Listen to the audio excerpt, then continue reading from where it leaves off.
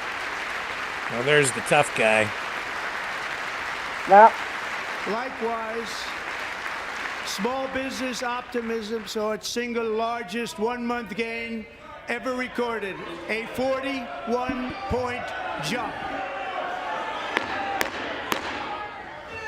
Okay. Members are directed to uphold and maintain decorum in the House and to cease any further disruptions. That's your warning.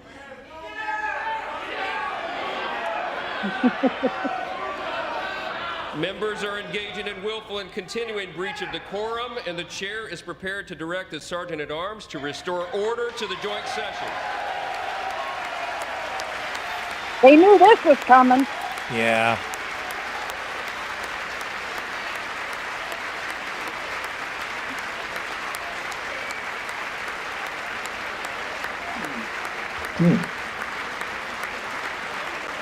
Because the Democrats, they were geared up for this.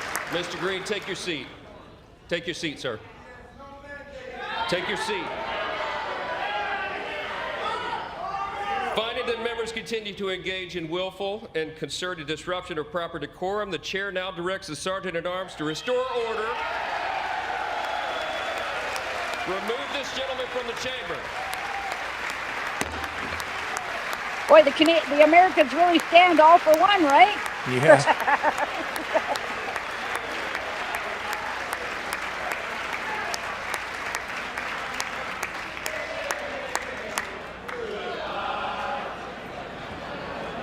Oh, here come the heavies. Yep.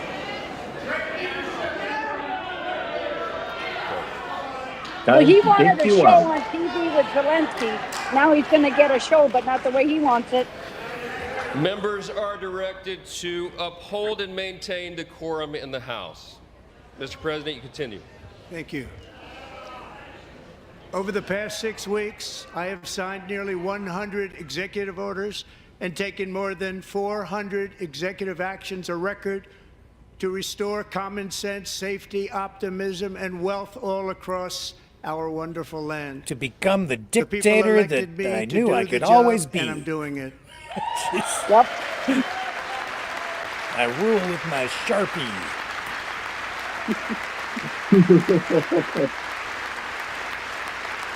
I don't consult with anyone. I just do it. You don't like it? Yeah, I don't have to bring it before anybody. I'm the In greatest. fact, it has been stated by many that the first month of our presidency, it's our presidency, No, yours. is the most successful in the history of our nation. By many. Really? We'll see. I thought it was When the your comedy people's crashes. presidency. You idiot. I'm sorry. And what makes it even more impressive is that, do you know who number 2 is?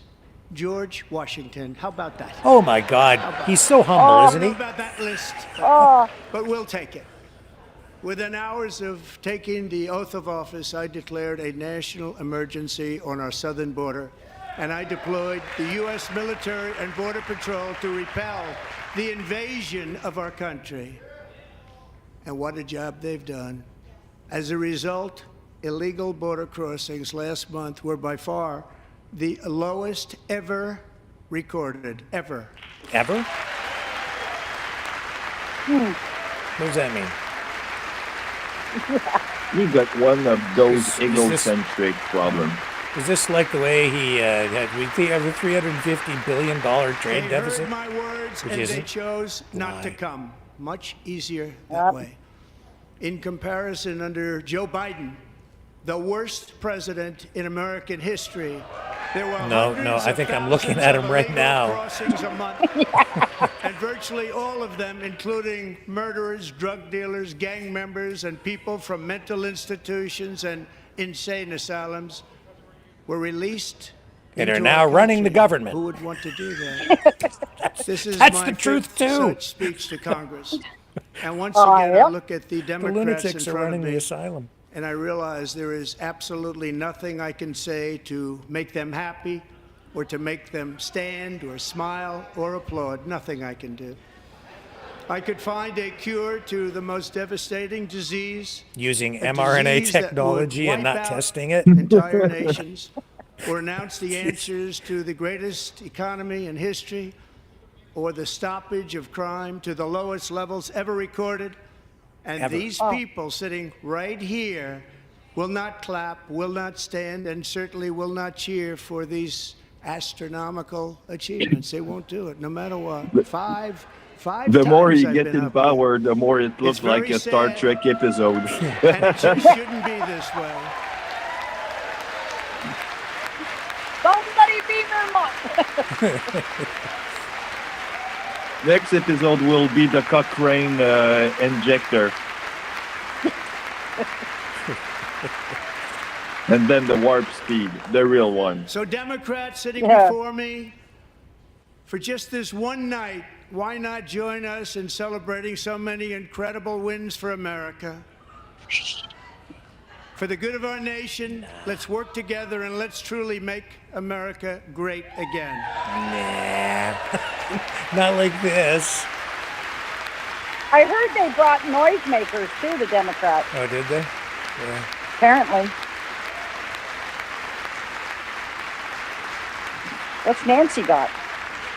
Every day my administration is flag? fighting to deliver the change America needs to bring a future that America deserves, and we're doing it.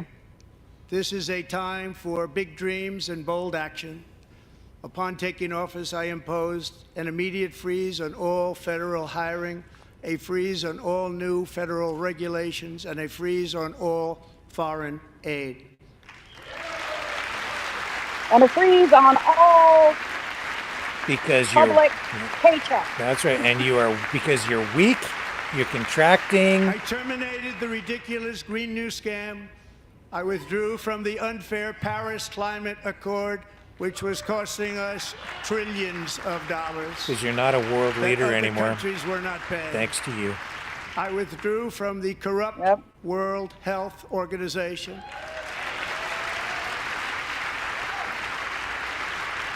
And I also withdrew from the anti-American UN Human Rights Council. Because who needs human rights? He doesn't want any human rights, that's for sure. We ended all of Biden's environmental restrictions that were making our country far less safe and totally unaffordable. And importantly, we ended the last administration's insane electric vehicle mandate, saving our auto workers and companies from economic destruction.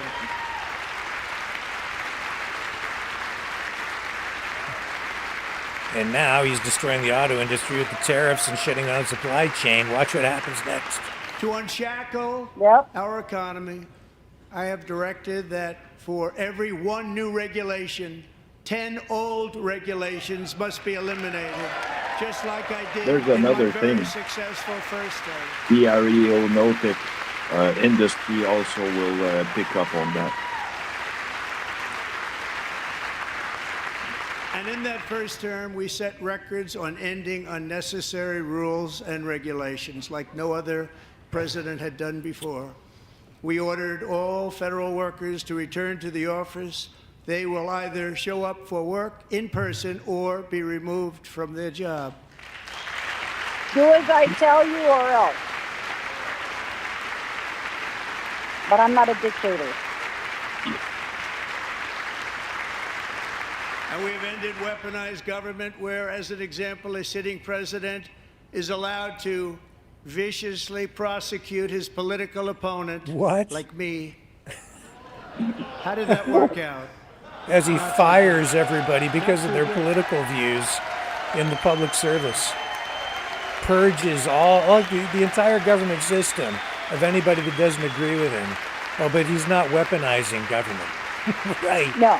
This is And so... I've stopped all government censorship and brought back free speech Oh, there in go the America. signs. It's back. That's why they're banning books, ejecting journalists from the White House because they won't say things the way he wants them to say it. And 2 days ago, I signed an order making English the official language of the United States of America. Yeah, you can't get more Orwellian than that. Well, Quebec better take note of that, because if we become the 51st state, Dragon, the Gulf French is of in Mexico, trouble. the Gulf of America. There it is. Yeah. Yep. Is there anything more authoritarian and anti-democratic than just asserting your And likewise, influence I that way? renamed for a great president, William McKinley, Mount McKinley again. Beautiful Alaska. We love Alaska. We've ended the tyranny of so-called diversity, equity, and inclusion policies all across the entire federal government and indeed the private sector and our military. And our country will be woke no longer.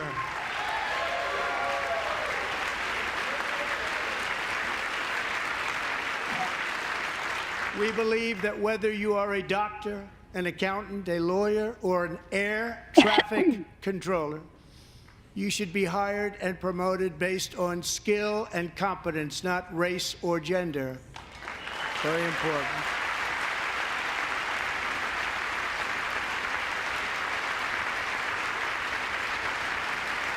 You should be hired based on merit.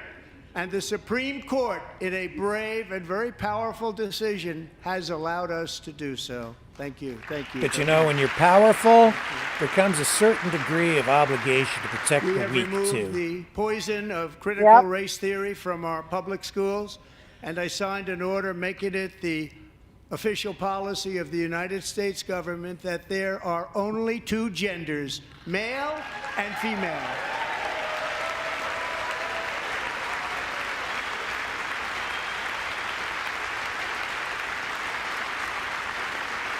What about the amphibious? I also signed an executive order to ban men from playing in women's sports. Well, that didn't go down well because the Democrats voted against that.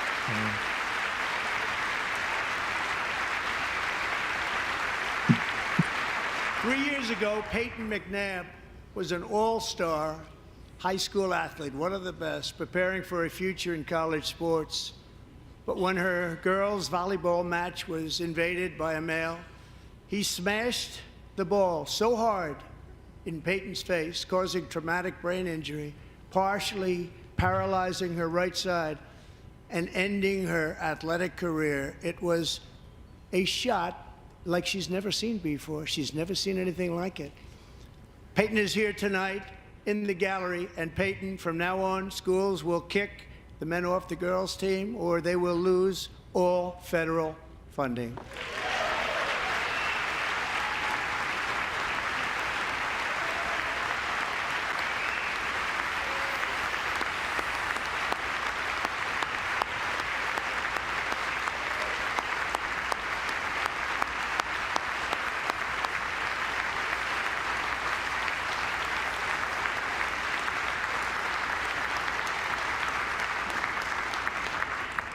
And if you really want to see numbers, just take a look at what happened in the women's boxing, weightlifting, track and field, swimming, or cycling, where a male recently finished a long-distance race 5 hours and 14 minutes ahead of a woman for a new record by 5 hours.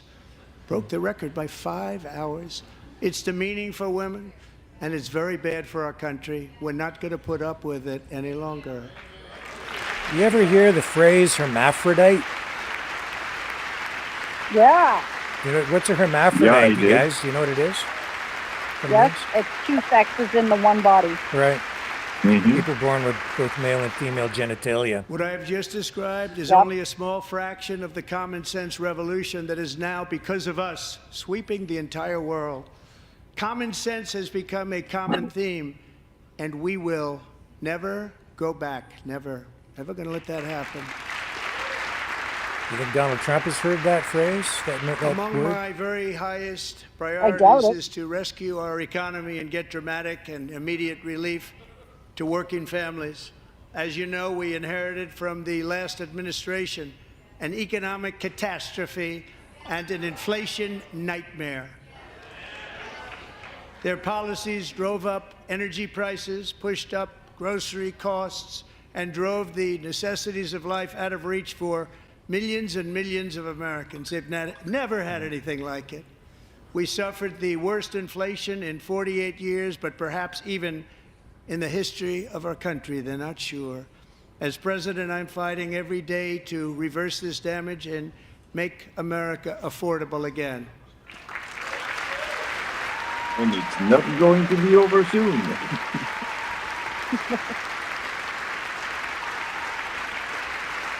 That's going to be a long time off. Joe Biden especially let the price of eggs get out of control. The egg price is out of control.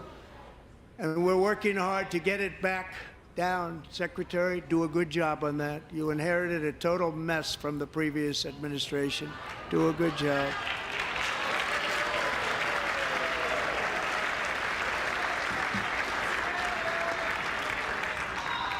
A major focus of our fight to defeat inflation is rapidly reducing the cost of energy.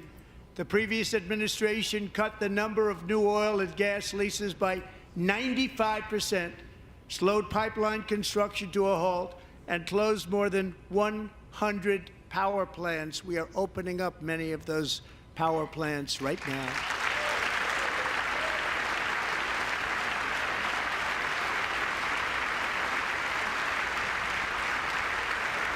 And frankly, we have never seen anything like it. That's why on my first day in office, I declared a national energy emergency. As you've heard me say many times, we have more liquid gold under our feet than any nation on earth, and by far. And now I fully authorize the most talented team ever assembled to go and get it. It's called Drill, Baby, Drill.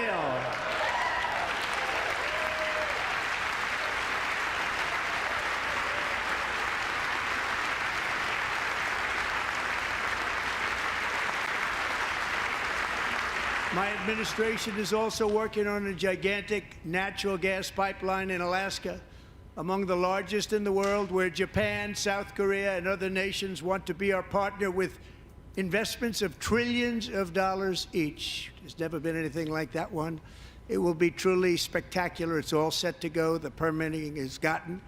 And later this week, I will also take historic action to dramatically expand production of critical minerals and rare earths here in the USA.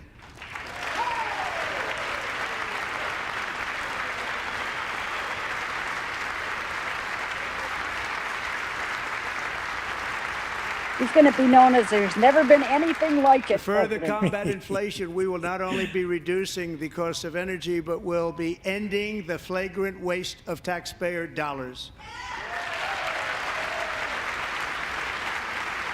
While they fund Elon Musk's rockets to go to Mars. Yeah, his chip. And to that end, I have created the brand new Department of Government Efficiency. The Department of Getting Even. Perhaps you've heard of it. Perhaps. Oh, yeah, thank you, Donald. I only paid $270 million to be the president.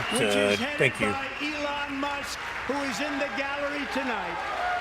Yep, the new president of Russia. The two of them together.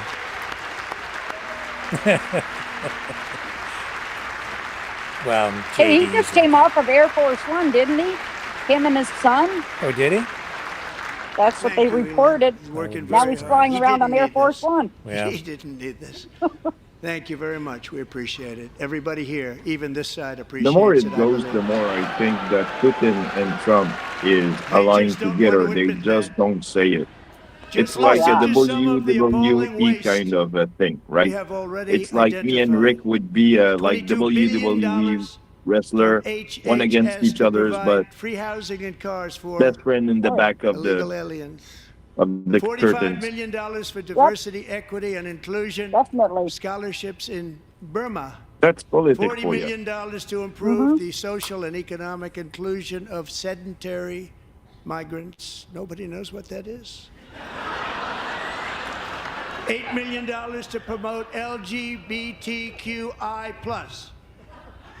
in the African nation of Lesotho, which nobody has ever heard of. $60 million for indigenous peoples and Afro-Colombian empowerment in Central America. $60 million. $8 million for making mice transgender. This is real. $32 million for a left-wing propaganda operation in Moldova. $10 million for male circumcision in Mozambique. $20 million for the Arab Sesame Street in the Middle East. It's a program. $20 million for a program. $1.9 billion to recently created Decarbonization of Homes Committee, headed up, and we know she's involved. Just at the last moment, the money was passed over by a woman named Stacey Abrams. Have you ever heard of her? A $3.5 million consulting contract for lavish fish monitoring. $1.5 million for voter confidence in Liberia. $14 million for social cohesion in Mali. $59 million for illegal alien hotel rooms in New York City. He's a real estate developer. He's done very well. $250,000 to increase vegan local climate action innovation in Zambia. $42 million for social and behavior change in Uganda. $14 million for improving public procurement in Serbia. $47 million for improving learning outcomes in Asia. Asia's doing very well with learning. We know what we're doing. Should use it ourselves. And $101 million for DEI contracts at the Department of Education, the most ever paid, nothing even like it. Under the Trump administration, all of these scams, and they're far worse, but I didn't think it was appropriate to talk about them. They're so bad. Many more have been found out and exposed and swiftly terminated by a group of very intelligent, mostly young people, headed up by Elon, and we appreciate it. We found hundreds of billions of dollars of fraud.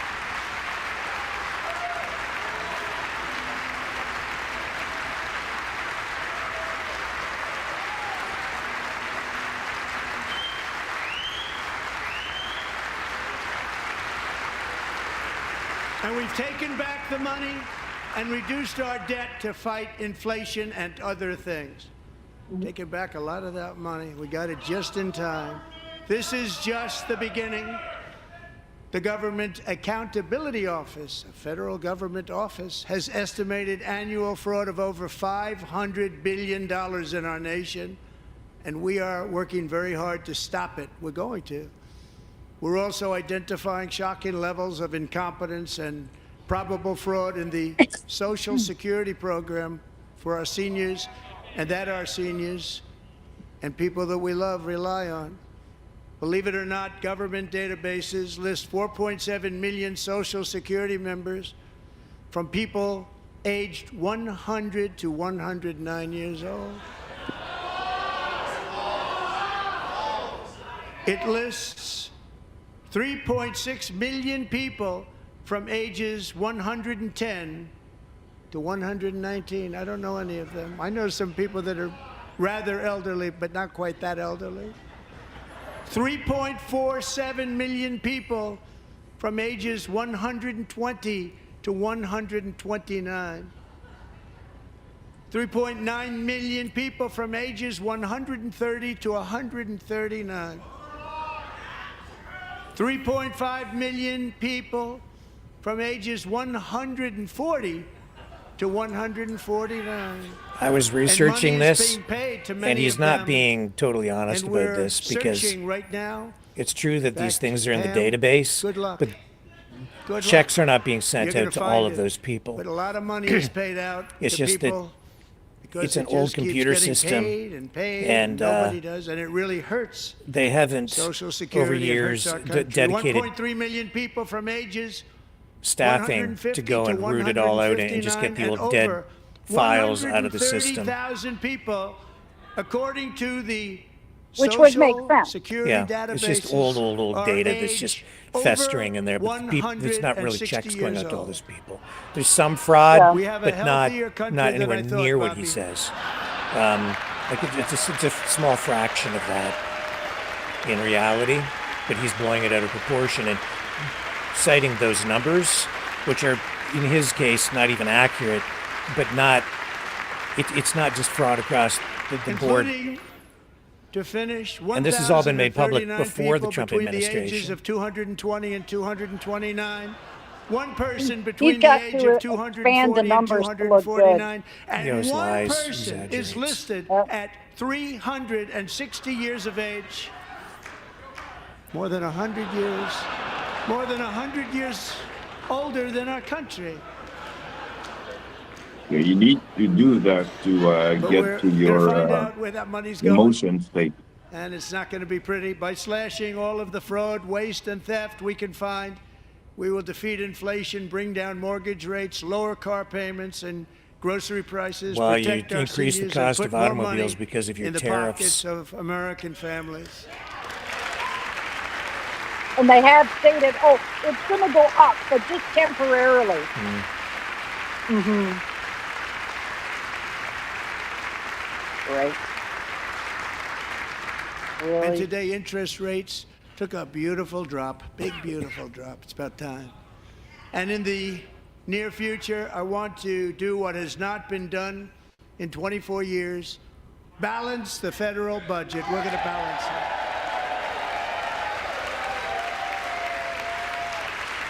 Meanwhile, unbalancing everyone. He's only going to balance it by tariffing everybody, and then we're all going to walk away and leave him sitting in a hole. I think he's going to have a tough time balancing the budget because he is With that tariffing goal everybody. in mind, we have developed in Yep. great detail what we are calling the Well, gold it reminds card, me of which goes on liberal sale very, very speech soon. when For Trudeau $5 million, says everything we will going to allow the balance most by successful itself job-creating magically. people from all over the world to buy a path to U.S. Mine citizenship. doesn't. It's like the green card, but better and more sophisticated. And Oh, these people will have to my pay phone's tax in our gonna country. die. They won't have So, to pay been tax from nice, where guys. they came. I'm going to watch it on the money TV that here. they've made, you wouldn't Okay. want Have a to do good that, night, but they have to Dragon pay and to Rick. create jobs. Bye-bye. They'll also be taking Take care. people out of colleges and paying for them so that we can keep them in our country instead of having them being forced out. Number one, at the top school, as an example, being forced out and not being allowed to stay and create tremendous numbers of jobs and great success for a company out there. So while we take out the criminals, killers, traffickers, and child predators who are allowed to enter our country under the open border policy of these people, the Democrats, the Biden administration, the open border insane policies that you've allowed to destroy our country, we will now bring in brilliant, hardworking, job-creating people. They're going to pay a lot of money, and we're going to reduce our debt with that money.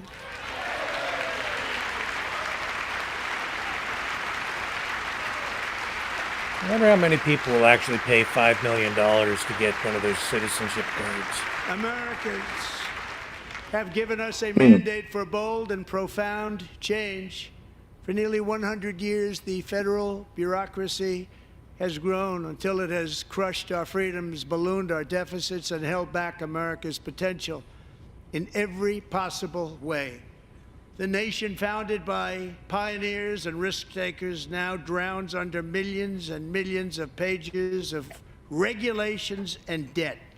Approvals that should take 10 days to get instead take 10 years, 15 years, and even 20 years before you're rejected. Meanwhile, we have hundreds of thousands of federal workers who have not been showing up to work. My administration will reclaim power from this unaccountable bureaucracy, and we will restore true democracy to America again.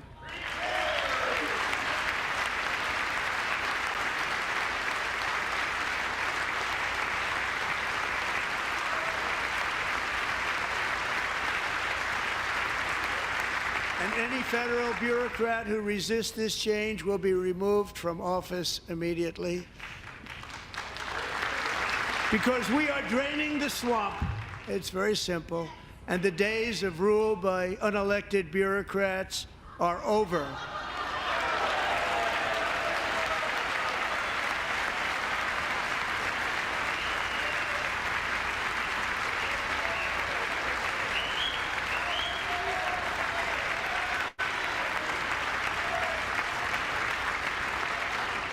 And the next phase of our plan to deliver the greatest economy in history is for this Congress to pass tax cuts for everybody. They're in there, they're waiting for you to vote. And I'm sure that the people on my right, I don't mean the Republican right, but my right here, I'm sure you're going to vote for those tax cuts, because otherwise I don't believe the people will ever vote you into office. So I'm doing you a big favor by telling you that. But I know this group is going to be voting How for the destructive it is to say that.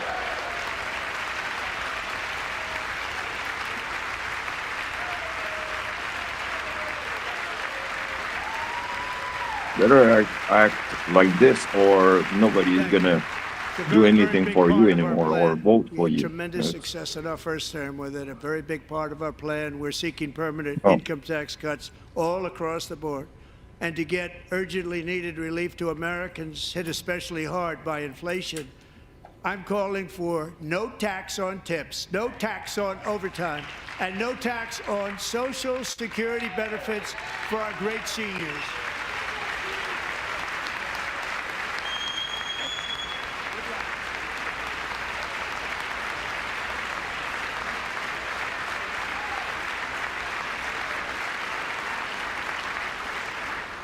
And I also want to make interest payments on car loans tax deductible, but only if the car is made in America.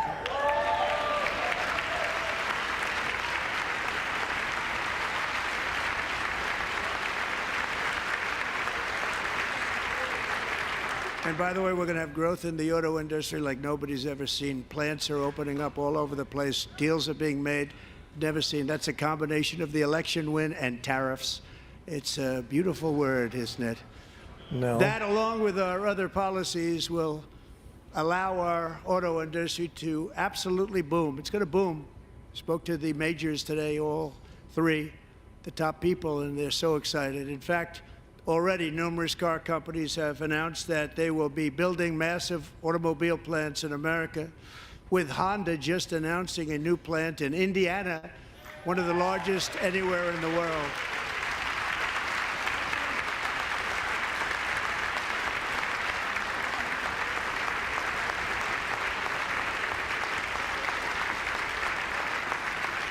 And this has taken place since our great victory on November 5th, a date which will hopefully go down as one of the most important in the history of our country.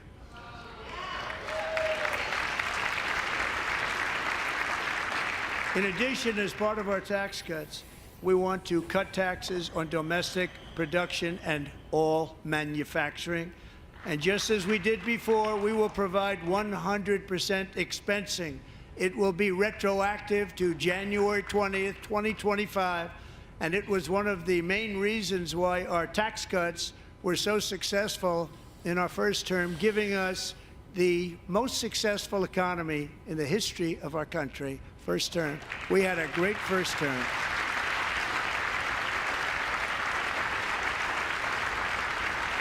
If you don't make your product in America, however, under the Trump administration, you will pay a tariff, and in some cases, a rather large one. Other countries have used tariffs against us for decades, and now it's our turn to start using them against those other countries.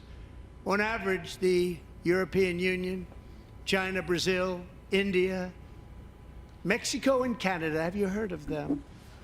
And countless other nations charge us tremendously higher tariffs than we charge them. It's very unfair. India charges us auto tariffs higher than 100%. China's average tariff on our products is twice what we charge them. And South Korea's average tariff is 4 times higher. Think of that, 4 times higher. And we give so much help militarily and in so many other ways to South Korea, but that's what happens. This is happening by friend and foe. This system is not fair to the United States and never was, and so on April 2nd, I wanted to make it April 1st, but I didn't want to be accused of April Fool's Day. That's not, just one day cost us a lot of money. But we're going to do it in April. I'm a very superstitious person. April 2nd, reciprocal tariffs kick in. And whatever they tariff us, other countries, we will tariff them. That's reciprocal, back and forth. Whatever they tax us, we will tax them. So in other words, if we tariff them back for the 25%, they tariff us back again. To keep us out of their market, then we will do non-monetary barriers to keep them out of our market. There's a lot of that, too. They don't even allow us in their market. We will take in trillions and trillions of dollars and create jobs like we have never seen before. I did it with China, and I did it with others, and the Biden administration couldn't do anything about it because there was so much money they couldn't do anything about it. We have been ripped off for decades by nearly every country on earth, and we will not let that happen any longer.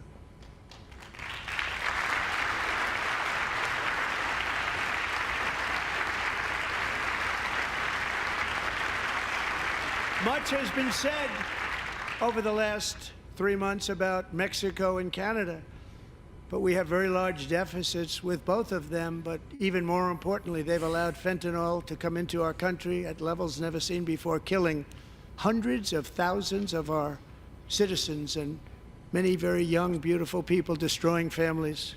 Nobody's ever seen anything like it. They are, in effect, receiving subsidies of hundreds of billions of dollars. We pay subsidies to Canada and to Mexico of hundreds of billions of dollars, and the United States will not be doing that any longer. We're not going to do it any longer. They don't pay us any subsidies. We don't get subsidies from the United States. Thanks to our America First policies we're putting into place, we have had $1.7 trillion of new investment in America in just the past few weeks. The combination of the election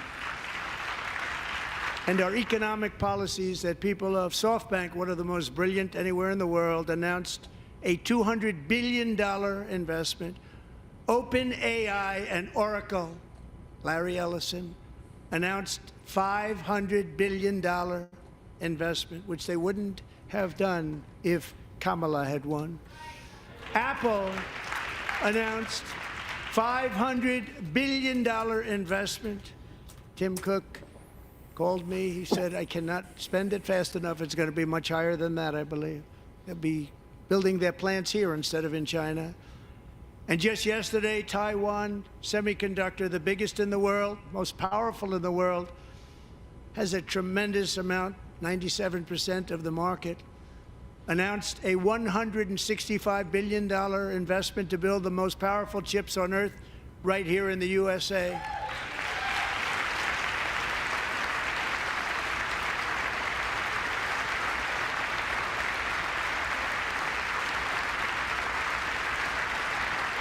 And we're not giving them any money. Your CHIPS Act is a horrible, horrible thing. We give hundreds of billions of dollars, and it doesn't mean a thing. They take our money and they don't spend it.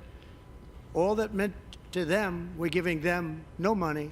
All that was important to them was they didn't want to pay the tariffs, so they came and they're building, and many other companies are coming. We don't have to give them money. We just want to protect our businesses and our people. And they will come because they won't have to pay tariffs if they build in America. So it's very amazing. You should get rid of the CHIP Act, and whatever's left over, Mr. Speaker, you should use it to reduce debt or any other reason you want to.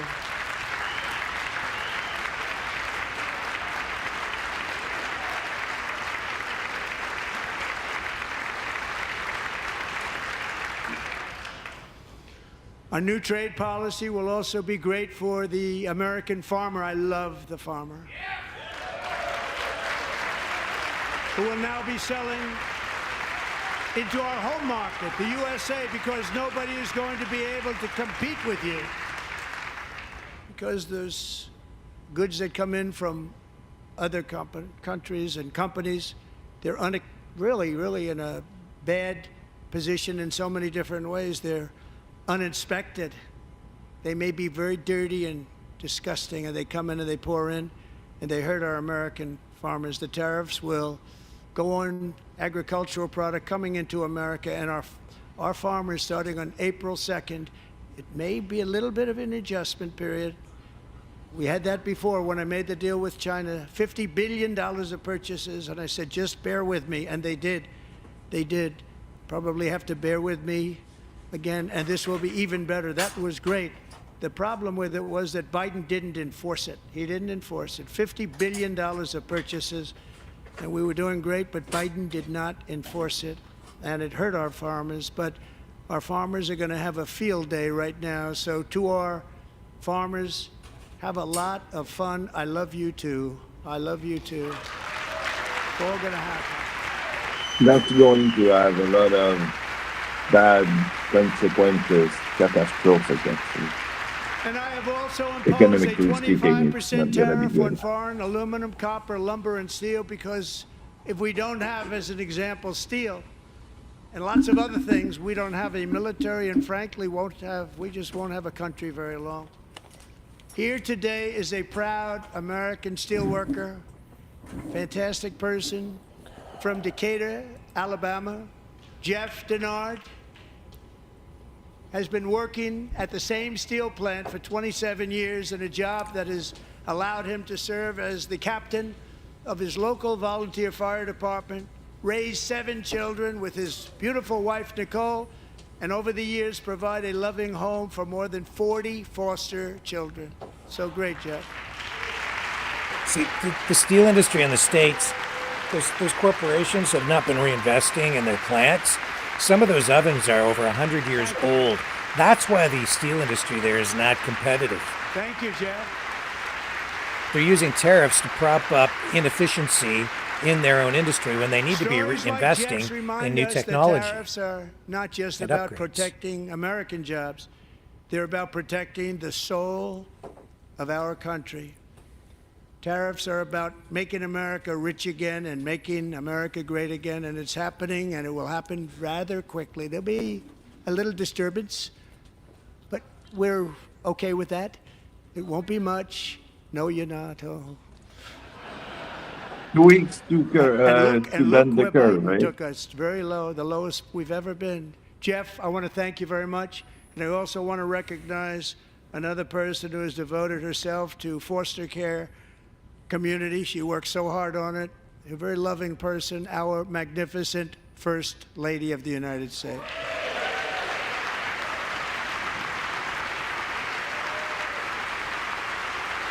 Oh, that's going to have a shock therapy effect on the economy of America for sure. Yeah.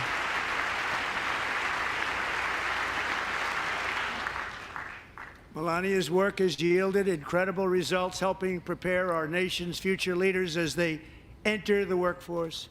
Our First Lady is joined by 2 impressive young women, very impressive.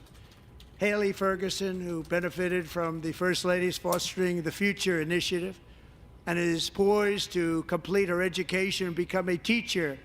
And Elliston Berry, who became a victim of an illicit deepfake image produced by a peer. With Elliston's help, the Senate just passed the Take It Down Act, and this is so important. Thank you very much, John. John Thune, thank you. Stand up, John. Thank you, John.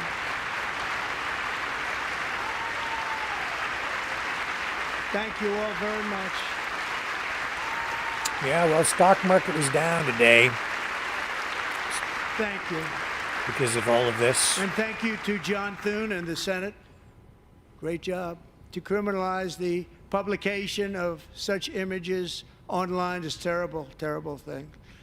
And once it passes the House, I look forward to signing that bill into law.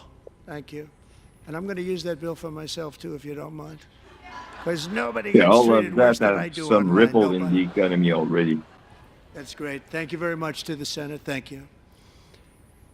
But if we truly care about protecting Americans' children, no step is more crucial than securing America's borders. Over the past 4 years, 21 million people poured into the United States. Many of them were murderers, human traffickers, gang members, and other criminals from the streets of dangerous cities all throughout the world. Because of Joe Biden's insane and very dangerous open border policies, they are now strongly embedded in our country, but we are getting them out and getting them out fast.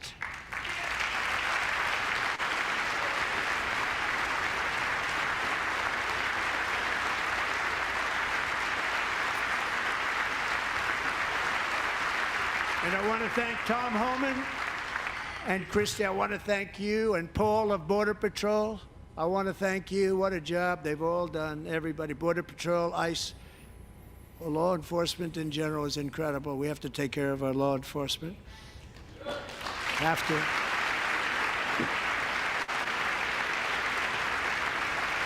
Last year,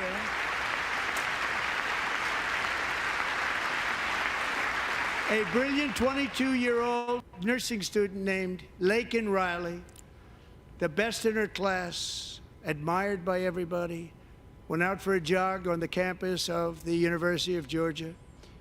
That morning, Laken was viciously attacked, assaulted, beaten, brutalized, and horrifically murdered. Laken was stolen from us by a savage illegal alien gang member who was arrested while trespassing across Biden's open southern border and then set loose into the United States under the heartless policies of that failed administration. It was indeed a failed administration.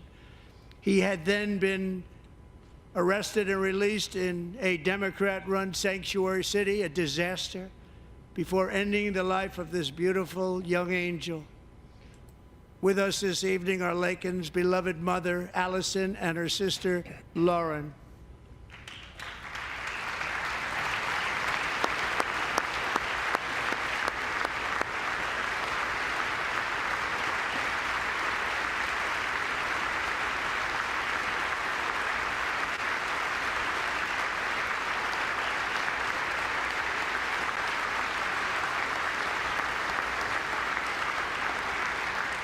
Last year, I told Laken's grieving parents that we would ensure their daughter would not have died in vain.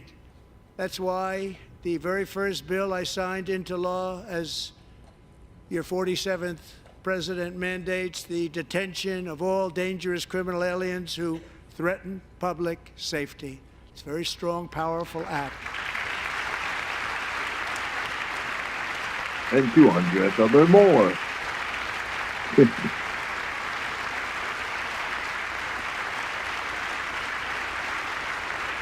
It's called the Laken-Riley Act. So Allison and Lauren, America will never, ever forget our beautiful Laken Hope Riley.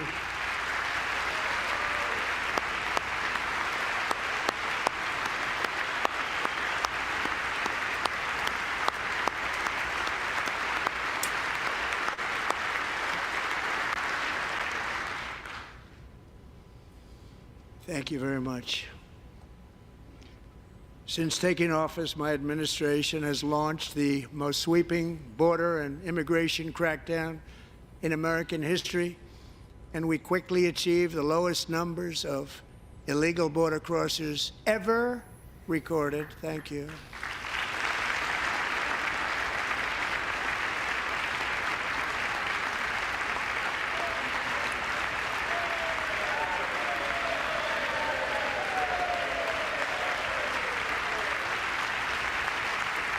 The media and our friends in the Democrat Party kept saying we needed new legislation, we must have legislation to secure the border.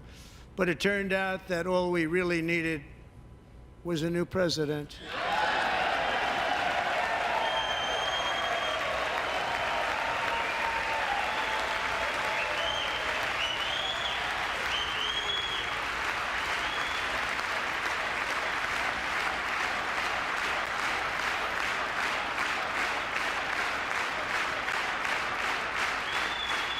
Thank you.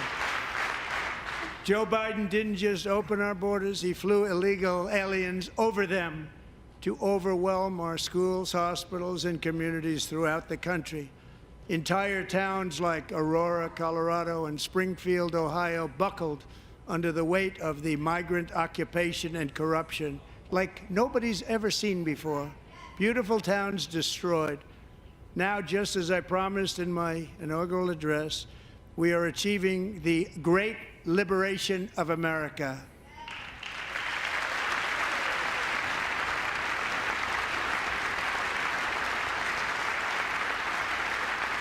But there still is much work to be done. Here tonight is a woman I have gotten to know, Alexis Nungari from Houston. Wonderful woman. Last June, Alexis's 12-year-old daughter, her precious Jocelyn, walked to a nearby convenience store. She was kidnapped, tied up, assaulted for 2 hours under a bridge, and horrifically murdered. Arrested and charged with this heinous crime are 2 illegal alien monsters from Venezuela, released into America by the last administration through their ridiculous open border. The death of this beautiful 12-year-old girl and the agony of her mother and family touched our entire nation greatly. Alexis, I promised that we would always remember your daughter, your magnificent daughter, and earlier tonight I signed an order keeping my word to you. One thing I have learned about Jocelyn is that she loved animals so much. She loved nature. Across Galveston Bay, from where Jocelyn lived in Houston, you will find a magnificent national wildlife refuge, a pristine, peaceful, 34,000-acre sanctuary for all of God's creatures on the edge of the Gulf of America. Alexis, moments ago, I formally renamed that refuge in loving memory of your beautiful daughter, Jocelyn. So, Mr. Vice President, if you would, may I have the order?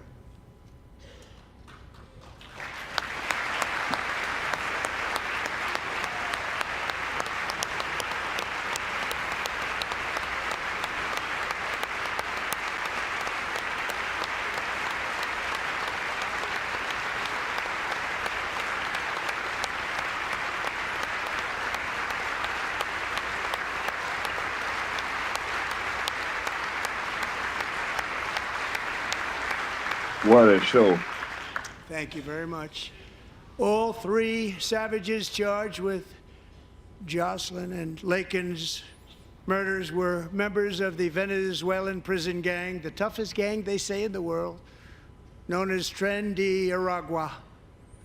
2 weeks ago, I officially designated this gang, along with MS-13 and the bloodthirsty Mexican drug cartels, as foreign terrorist organizations.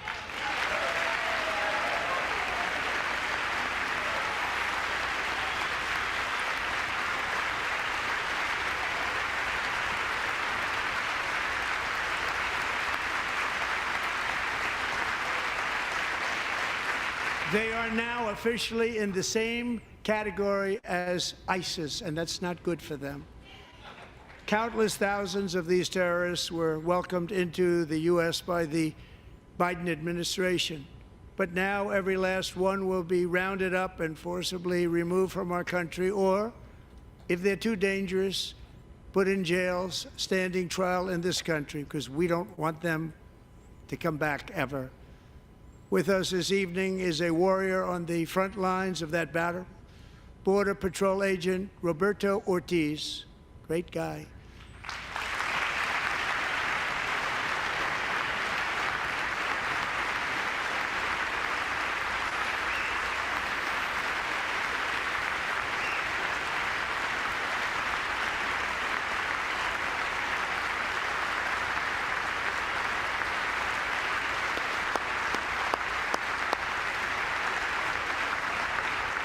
In January, Roberto and another agent were patrolling by the Rio Grande near an area known as Cartel Island. Doesn't sound too nice to me.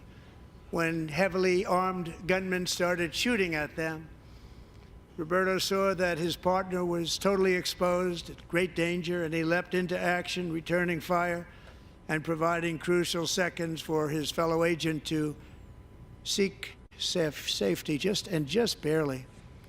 I have some of the prints of that event, and it was not good. Agent Ortiz, we salute you for your great courage and for your line of fire that you took and for the bravery that you showed. We honor you, and we will always honor you. Thank you, Roberto, very much.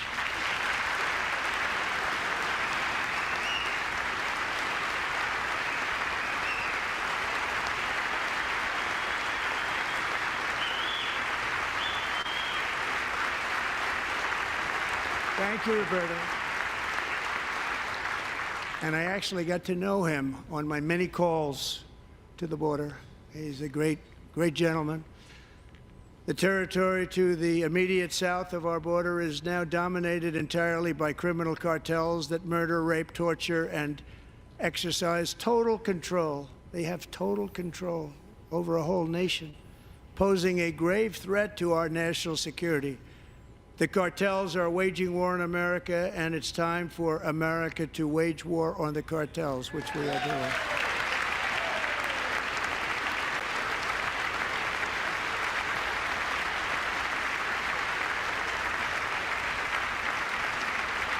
Five nights ago, Mexican authorities, because of our tariff policies being imposed on them, think of this, handed over to us 29 of the biggest cartel leaders in their country. That has never happened before. They want to make us happy. First time ever. But we need Mexico and Canada to do much more than they've done, and they have to stop the fentanyl and drugs pouring into the USA. They're going to stop it.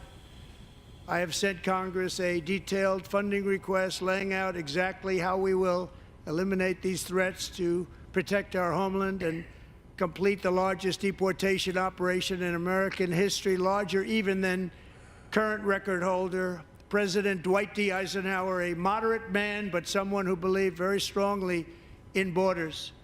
Americans expect Congress to send me this funding without delay so I can sign it into law. So, Mr. Speaker, John Thune, both of you, I hope you're going to be able to do that, Mr. Speaker. Thank you. Mr. Leader, thank you. Thank you very much. And let's get it to me. I'll sign it so fast, you won't even believe it.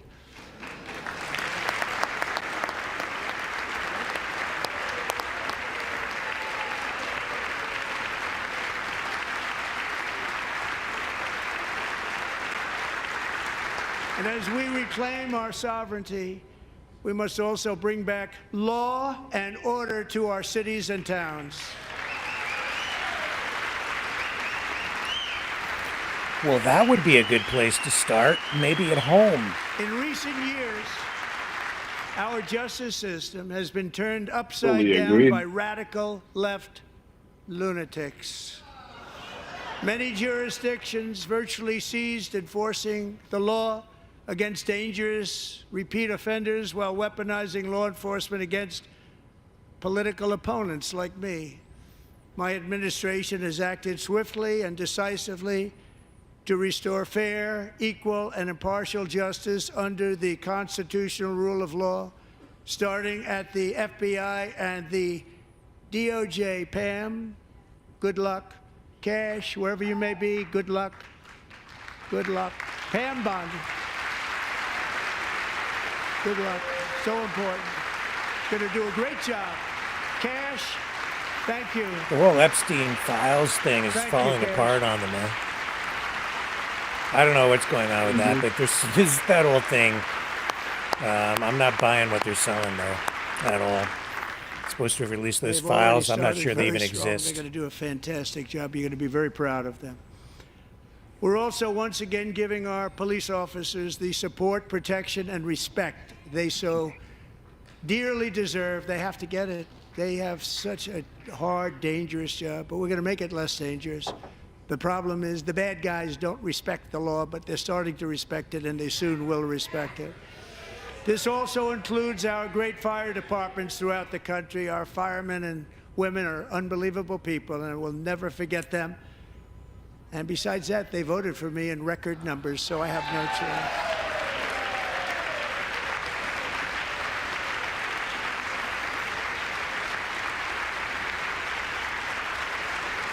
1 year ago this month, 31-year-old New York police officer Jonathan Diller, unbelievably wonderful person and a great officer, was gunned down at a traffic stop on Long Island. I went to his funeral. The vicious criminal charged with his murder had 21 prior arrests, and they were rough arrests, too. He was a real bad one. The thug in the seat next to him had 14 prior arrests and went by the name of Killer. He was Killer. He killed other people, they say, a lot of them. I attended Officer Diller's service, and when I met his wife and one-year-old son, Ryan, it was very inspirational, actually. His widow's name is Stephanie, and she is here tonight. Stephanie, thank you very much, Stephanie. Thank you very much.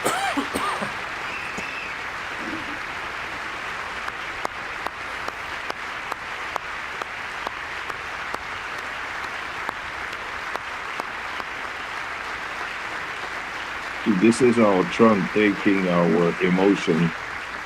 Stephanie, we're going to make sure that Ryan knows his dad was a true hero, New York's finest, and we're going to get these cold-blooded killers and repeat offenders off our streets, and we're going to do it fast. Got to stop it. They get out with 28 arrests. They push people into subway trains. They hit people over the head, back of the head with baseball bats. We got to get them out of here. I've already signed an executive order requiring a mandatory death penalty for anyone who murders a police officer. And tonight I'm asking Congress to pass that policy into permanent law.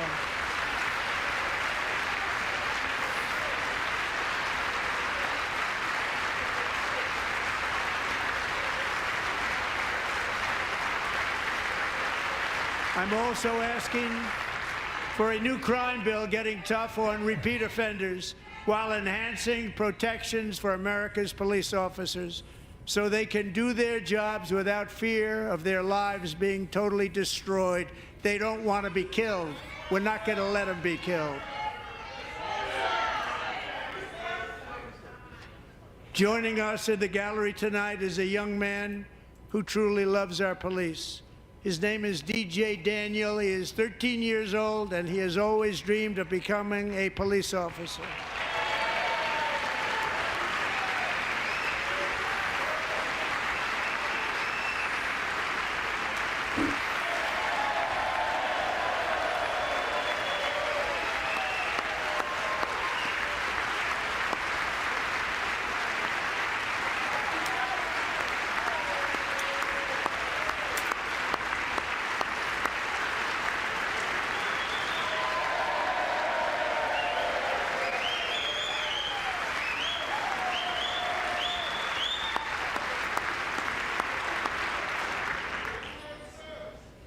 But in 2018, DJ was diagnosed with brain cancer. The doctors gave him 5 months at most to live. That was more than 6 years ago.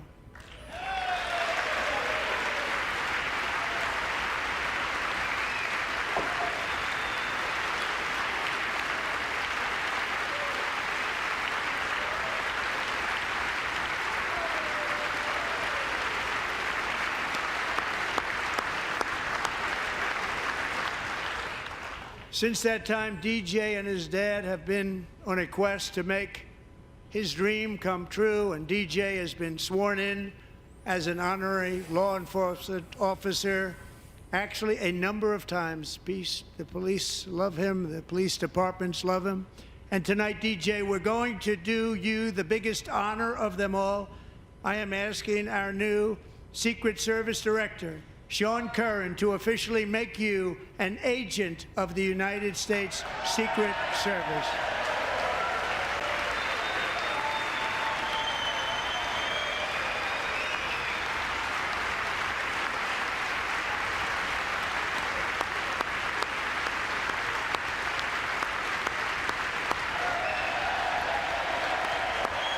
I don't know what to say about this one. Although, you know,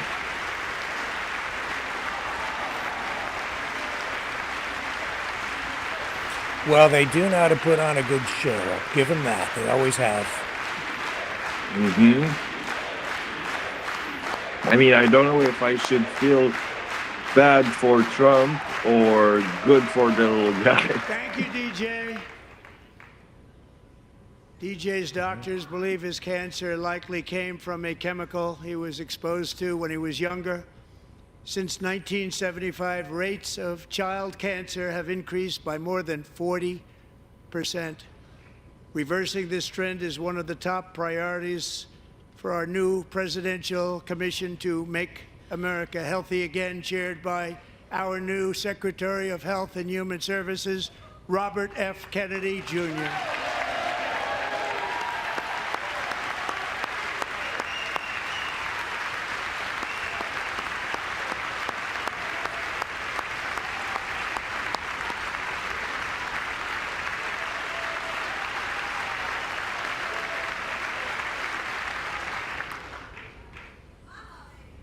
With the name Kennedy, you would have thought everybody over here would have been cheering.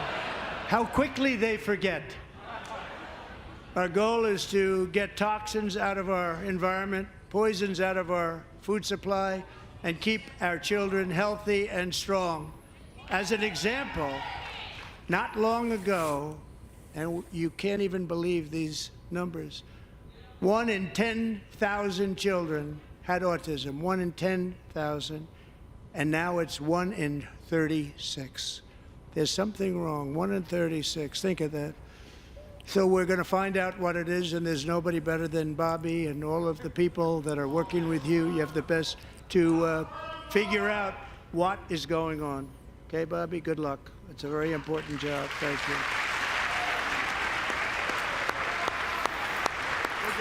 Well, it's pretty cool that he made the kid an agent. That's pretty cool stuff. I do agree. My administration is also working to protect our children from toxic ideologies in our schools. A few years ago, January, Littlejohn and her husband discovered that their daughter's school had secretly socially transitioned their 13-year-old little girl. Teachers and administrators conspired to deceive January and her husband while encouraging her daughter to use a new name and pronouns. They, them pronoun, actually, all without telling January, who is here tonight and is now a courageous advocate against this form of child abuse. January, thank you. Thank you. Thank you very much.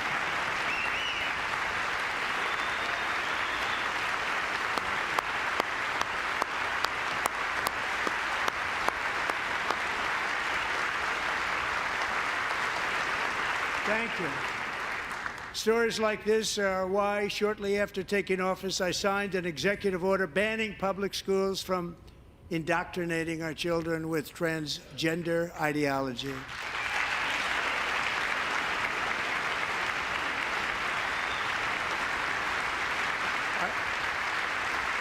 I also signed an order to cut off all taxpayer funding to any institution that engages in the sexual mutilation of our youth.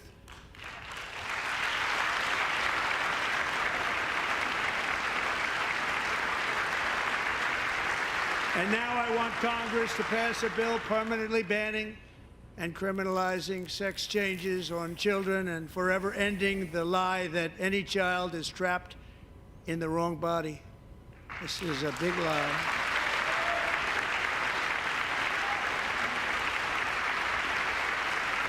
And our message to every child in America is that you are perfect exactly the way God made you.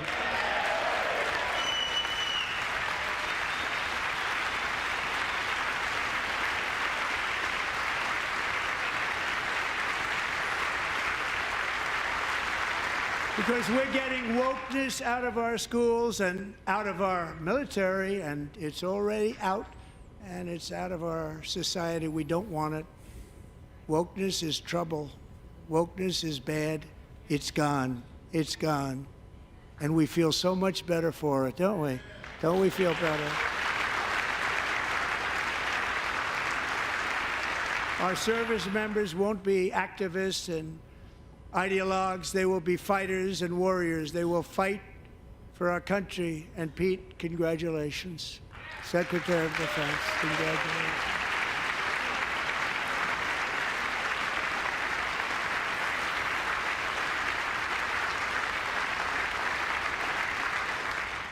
And he's not big into the woke movement, I can tell you.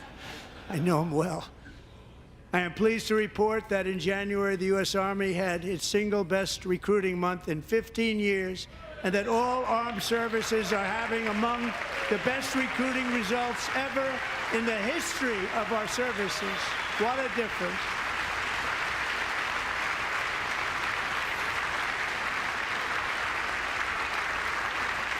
And you know, it was just a few months ago where the results were exactly the opposite. We couldn't recruit anywhere. We couldn't recruit. Now we're having the best results just about that we've ever had. What a tremendous turnaround.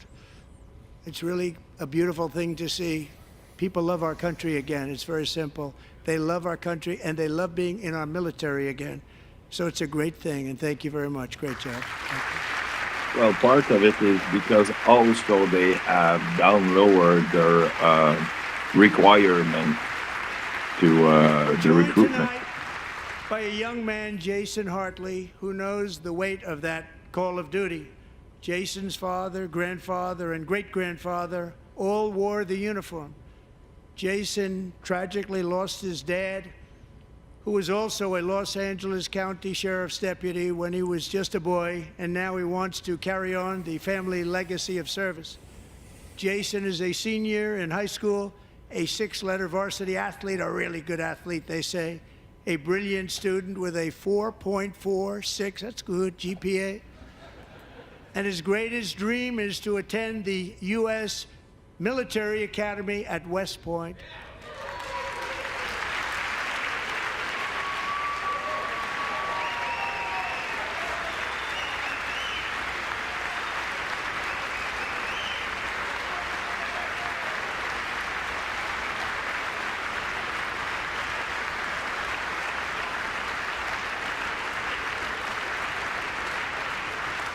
And Jason, that's a very big deal getting in. That's a hard one to get into. But I'm pleased to inform you that your application has been accepted. You will soon be joining the Corps of Cadets.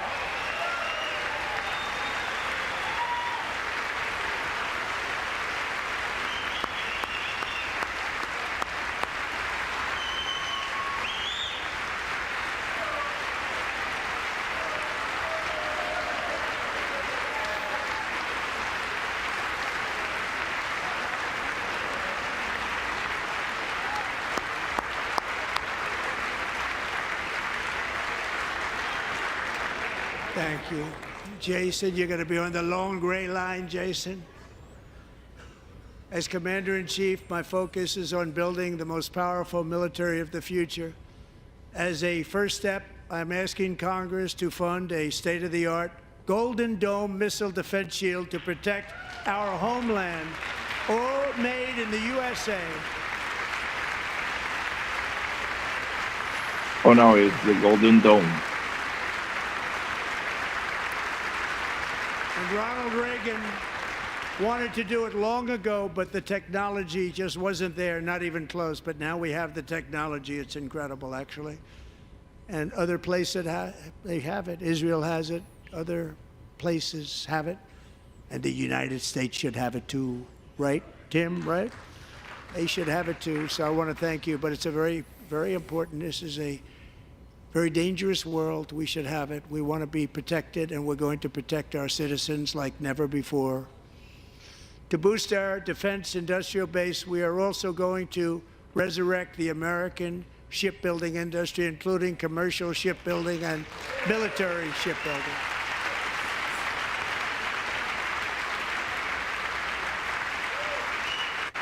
And for that purpose, I am announcing tonight that we will create a new Office of Shipbuilding in the White House and offer special tax incentives to bring this industry home to America where it belongs. We used to make so many ships.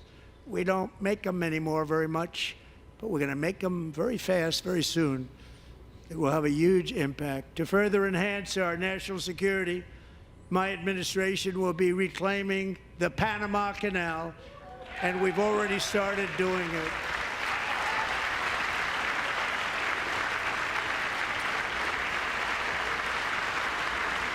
Just today, a large American company announced they are buying both ports around the Panama Canal and lots of other things having to do with the Panama Canal and a couple of other canals.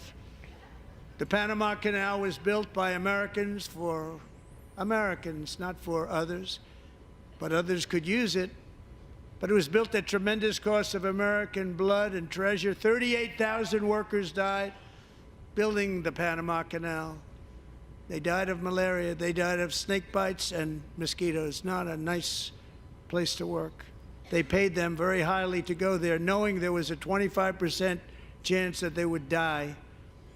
The most expensive project also that was ever built in our country's history, if you bring it up to modern day costs. It was given away by the Carter administration for $1. But that agreement has been violated very severely. We didn't give it to China. We gave it to Panama, and we're taking it back.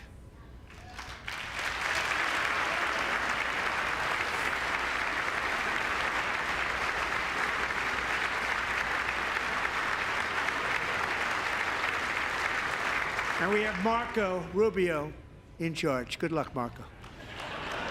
Now, we know who to blame if anything goes wrong. Marco's been amazing, and he's going to do a great job. Think of it, he got 100 votes. You know, he was approved with actually 99, but the 100th was this gentleman, and I feel very certain. So let's assume he got 100 votes, and I'm either very, very happy about that or I'm very concerned about it. But he's already proven. I mean, he's a great gentleman. He's respected by everybody, and we appreciate you voting for Marco. He's going to do a fantastic job. Thank you. Thank you. He's doing a great job. Great job. And I also have a message tonight for the incredible people of Greenland. We strongly support your right to determine your own future. And if you choose, we welcome you into the United States of America. We need Greenland for national security and even international security, and we're working with everybody involved to try and get it. But we need it really for international world security, and I think we're going to get it. One way or the other, we're going to get it. We will keep you safe. We will make you rich, and together we will take Greenland to heights like you have never thought possible before. He's going to protect them from everybody but himself. Large piece of land and very, very important for military security. America is once again standing strong against the forces of radical Islamic terrorism. 3.5 years ago, ISIS terrorists killed 13 American service members and countless others in the Abbey Gate bombing during the disastrous and incompetent withdrawal from Afghanistan. Not that they were withdrawing, it was the way they withdrew. Perhaps the most embarrassing moment in the history of our country. Tonight I am pleased to announce that we have just apprehended the top terrorist responsible for that atrocity, and he is right now on his way here to face the swift sword of American justice.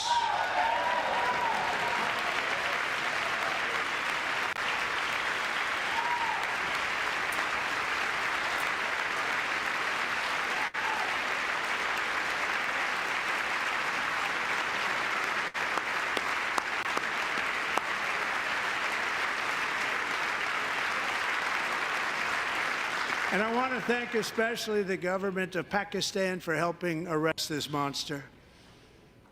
This was a very momentous day for those 13 families who I actually got to know very well, most of them, whose children were murdered, and the many people that were so badly, over 42 people, so badly injured on that fateful day in Afghanistan. What a horrible day. Such incompetence was shown that when Putin saw what happened, I guess he said, wow, maybe this is my chance. That's how bad it was. Should have never happened. Grossly incompetent people. I spoke to many of the parents and loved ones, and they're all in our hearts tonight. Just spoke to them on the phone. We had a big call. Every one of them called, and everybody was on the line, and they did nothing but cry with happiness. They were very happy, as happy as you can be under those circumstances. Their child, brother, sister, son, daughter I'm was still alive, John. Did you know that? killed for no reason whatsoever. In the Middle East, we're bringing back our hostages from Gaza. Yeah. In my first term, we achieved I'll one give of you the the most number. I'll put it up on the groundbreaking screen. peace agreements You'll see it. in generations, the Abraham Accords.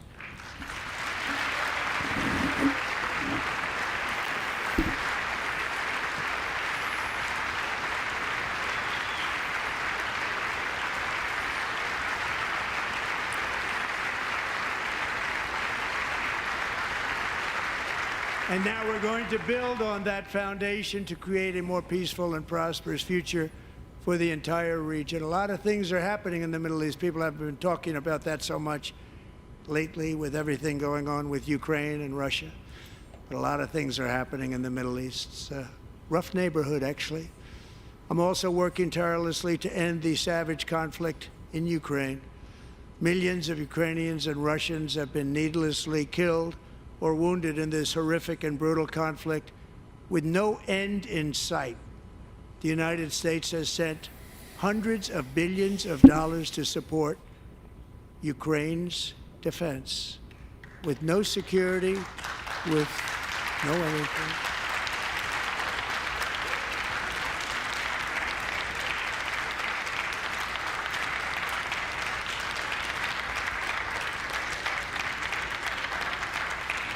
Do you want to keep it going for another 5 years? Yeah, you would say Pocahontas says yes.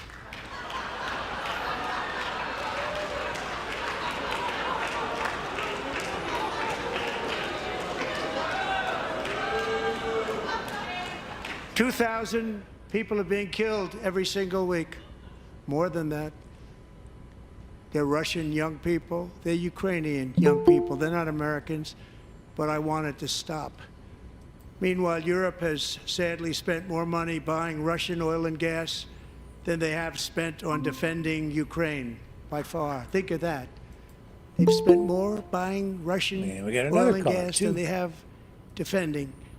And we've spent John. Who else is there? Is that Dragon? $350 billion. Somebody else? Yeah, it's Dragon. Like taking Dragon and candy John. from a baby. That's what happened.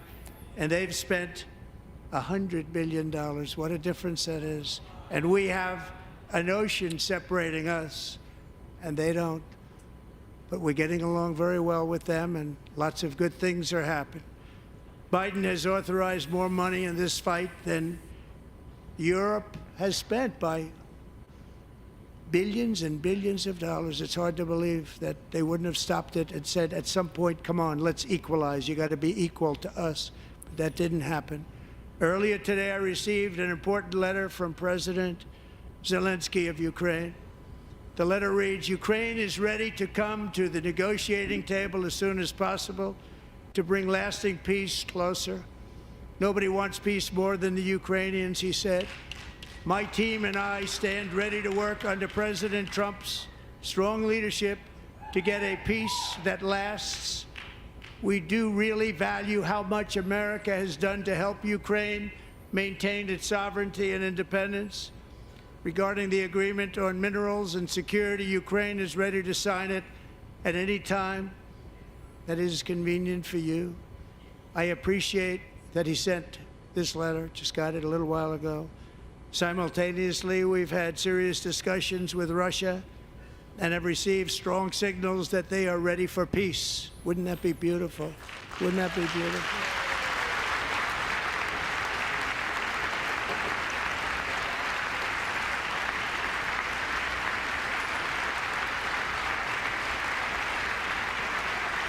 So this is land grab, basically.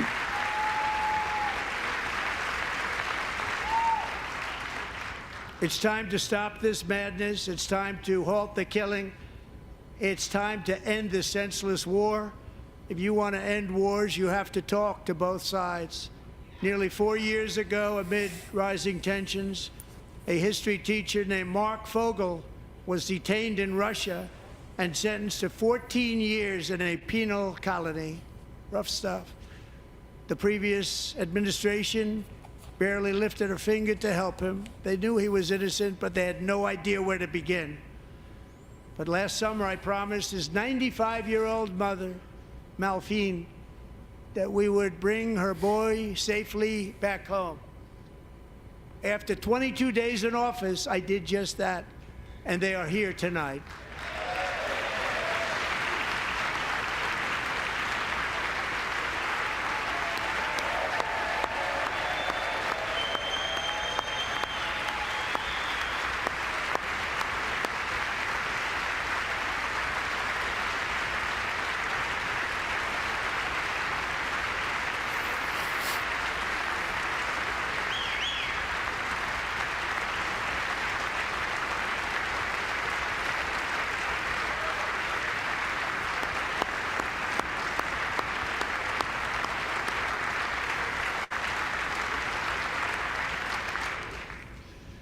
To Mark and his great mom, we are delighted to have you safe and sound and with us.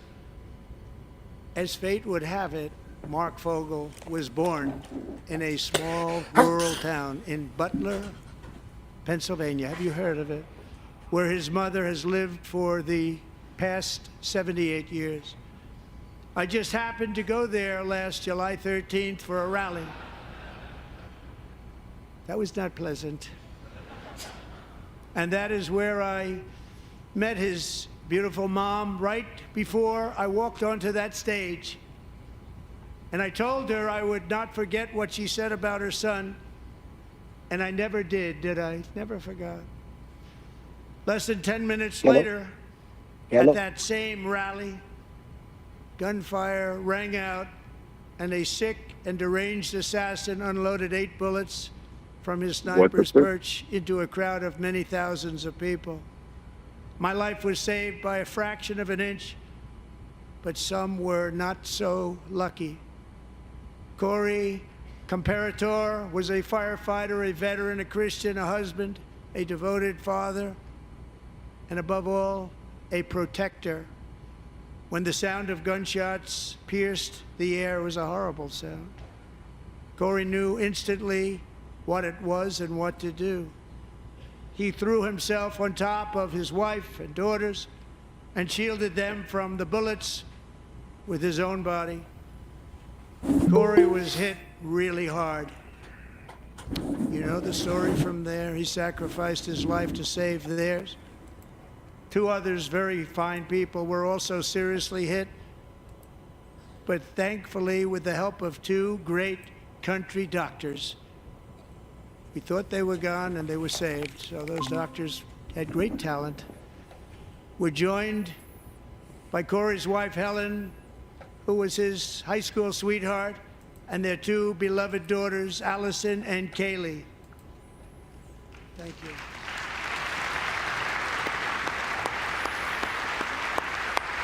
You're in there, John. I've got you.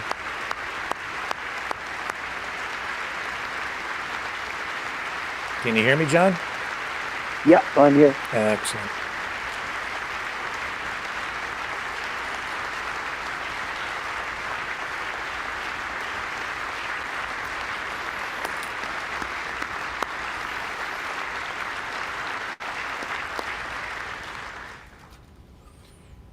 To Helen, Allison, and Kaylee, Corey is looking down on his 3 beautiful ladies right now, and he is cheering you on. He loves you.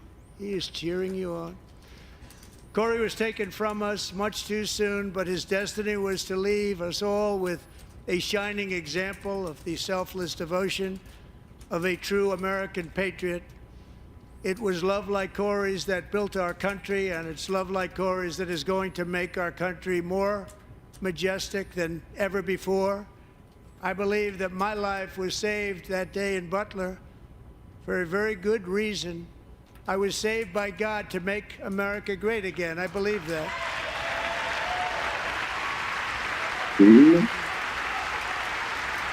I heard that somewhere.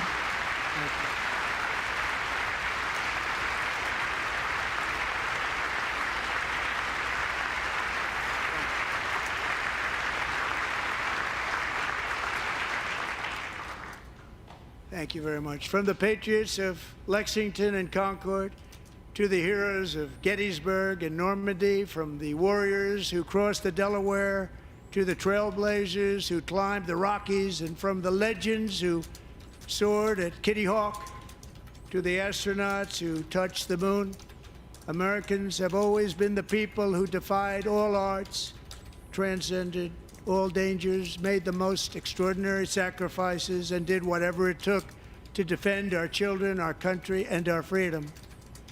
And as we have seen in this chamber tonight, that same strength, faith, love, and spirit is still alive and thriving in the hearts of the American people.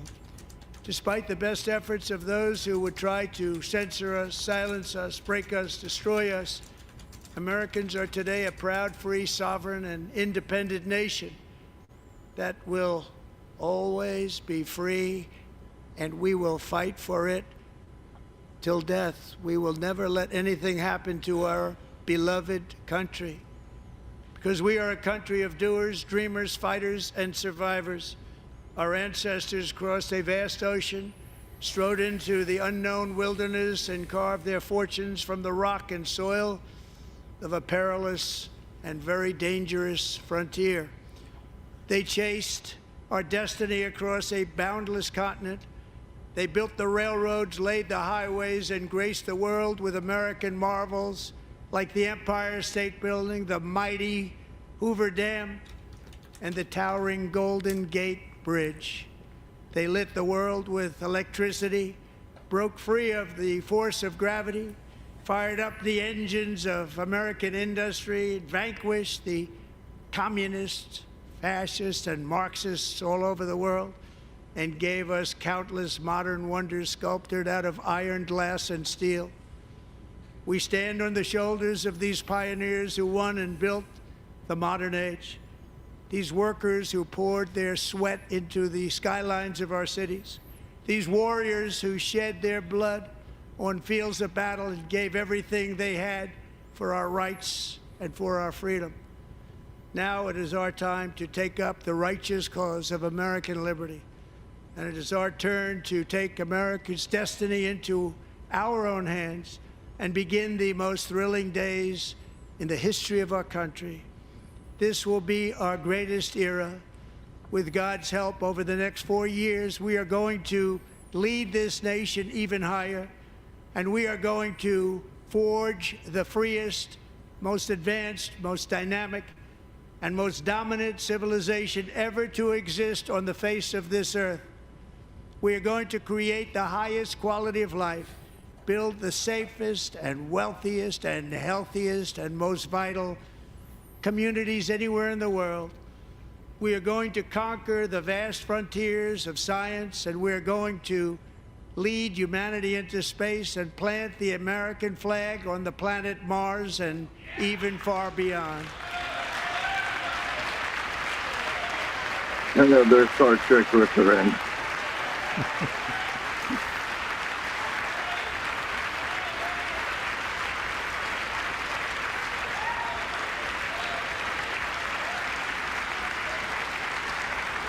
And through it all, we are going to rediscover the unstoppable power of the American spirit. And we are going to renew unlimited promise of the American dream. Every single day, we will stand up and we will fight, fight, fight for the country our citizens believe in and for the country our people deserve.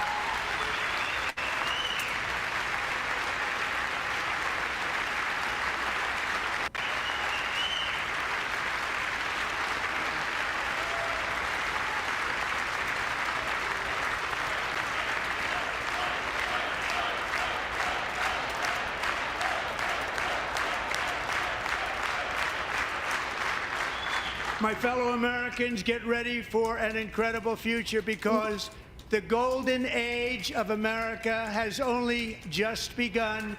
It will be like nothing that has ever been seen before. Thank you, God bless you, and God bless America.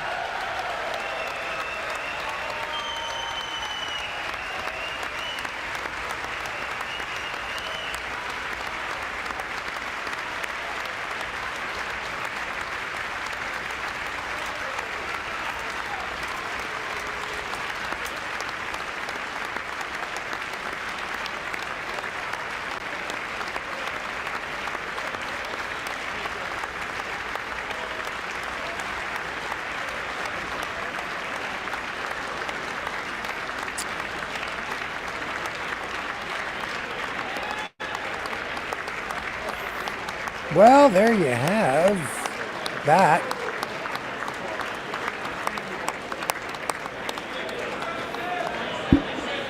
I like the kid being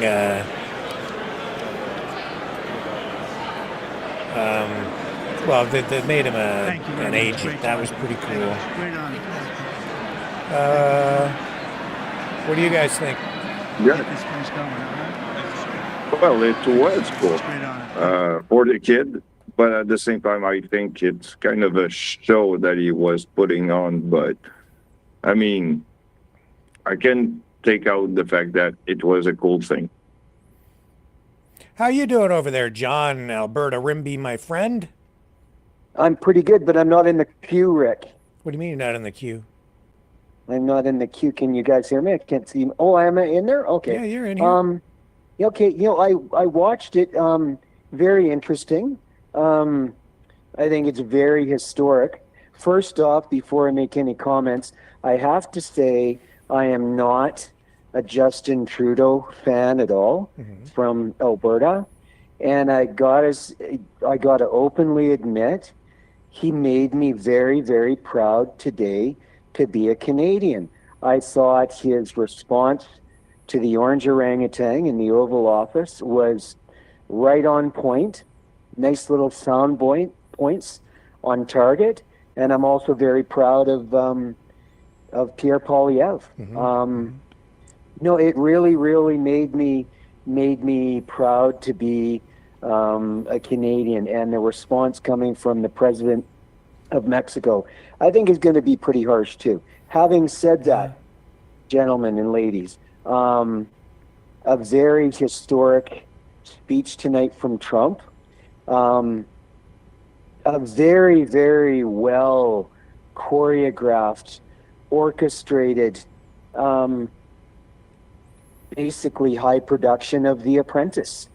Let's not forget, Trump is very good at this. Yeah, he is. Using 95-year-old ladies in the crowd and people that have been family members murdered and children, and this is the ultimate in entertainment value. And the look, did you see that look of Bernie Sanders? Oh yeah. When they cut to him? Yeah. I mean the whole Democrat side of Nancy Pelosi, and I was absolutely just aghast at that Democratic. Was he the senator? Looked like he was from New Mexico he had the ponytail and the big gold cane in his hand, waving it at Trump. Yeah. Was he just part of the gallery? Or No. He's a Democrat. Yeah, he's a Democrat. And I thought, that's unprecedented. I mean, the pushback coming on Trump now from the Democrats and also Republicans. I don't know, ladies and gentlemen, if you're following any of the fallout today, the pushback against these tariffs with Canada and Mexico and China, it's unprecedented. He lies, I mean, man. He just lies. That whole thing, John, Dragon, Mavericks, about them subsidizing Canada. Do you know how much Canada gets in subsidies from the United States? Zero. We don't get subsidies. Yeah.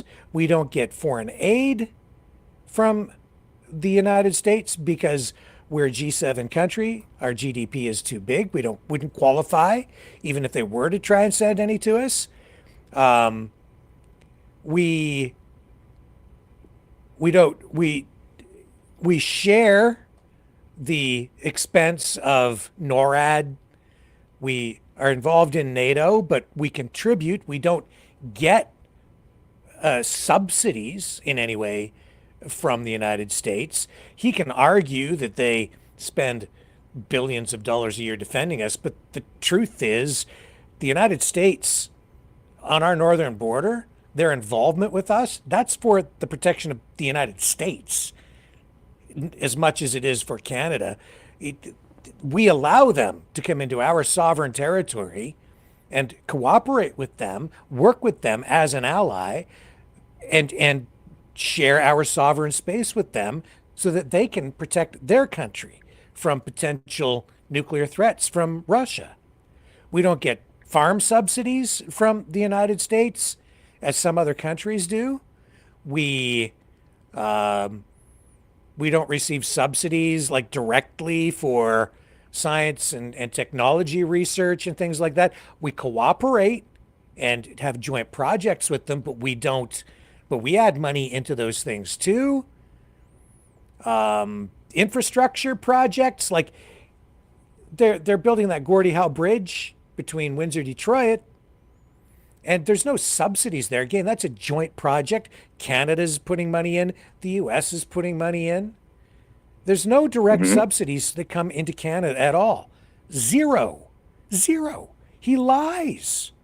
And he's using that as part of the justification for this crazy trade war. Like, he's literally going to war with us. Warren Buffett has said that this is an act of war. And I agree. This is crazy stuff, man. This is why it's so upsetting. What do you guys think? No, I totally agree with you, Rick. It's, and it's like, look, if you look into what happened with the Panama Canal, right?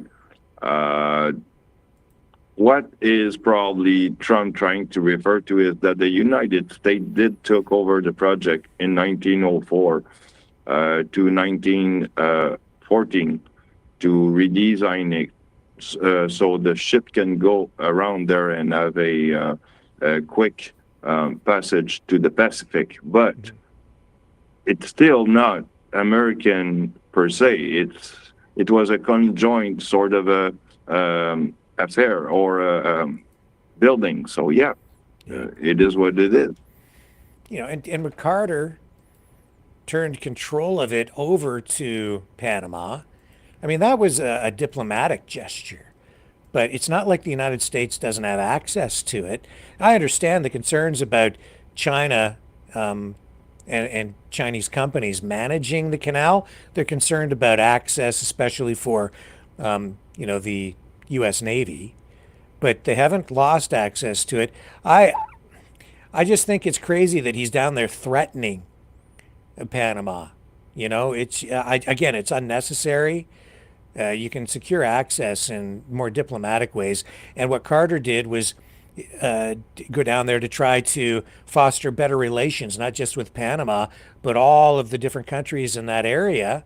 And he's kind of blowing all that up. He's just going down there and asserting, U.S. authority, if you will, or power in an authoritarian manner. I don't think it's good for international relations or the U.S. image worldwide, frankly. Well, gentlemen from Alberta, I'm not a huge fan of Doug Ford, okay? I remember what he did to Ontario during the lockdown, but he makes me proud to be on Team Canada. And Danielle Smith has sat pretty silent on this today. I know she released some statements. And I don't like to say this, but I'm getting the feeling of Adolf Hitler 2.0. Oh, and somebody just joined us there, John, and just for a second, you better turn your audio from your I computer did, down. Rick. There you go. Okay, thank you. We'll go back to John, and then we'll come back over. Yeah.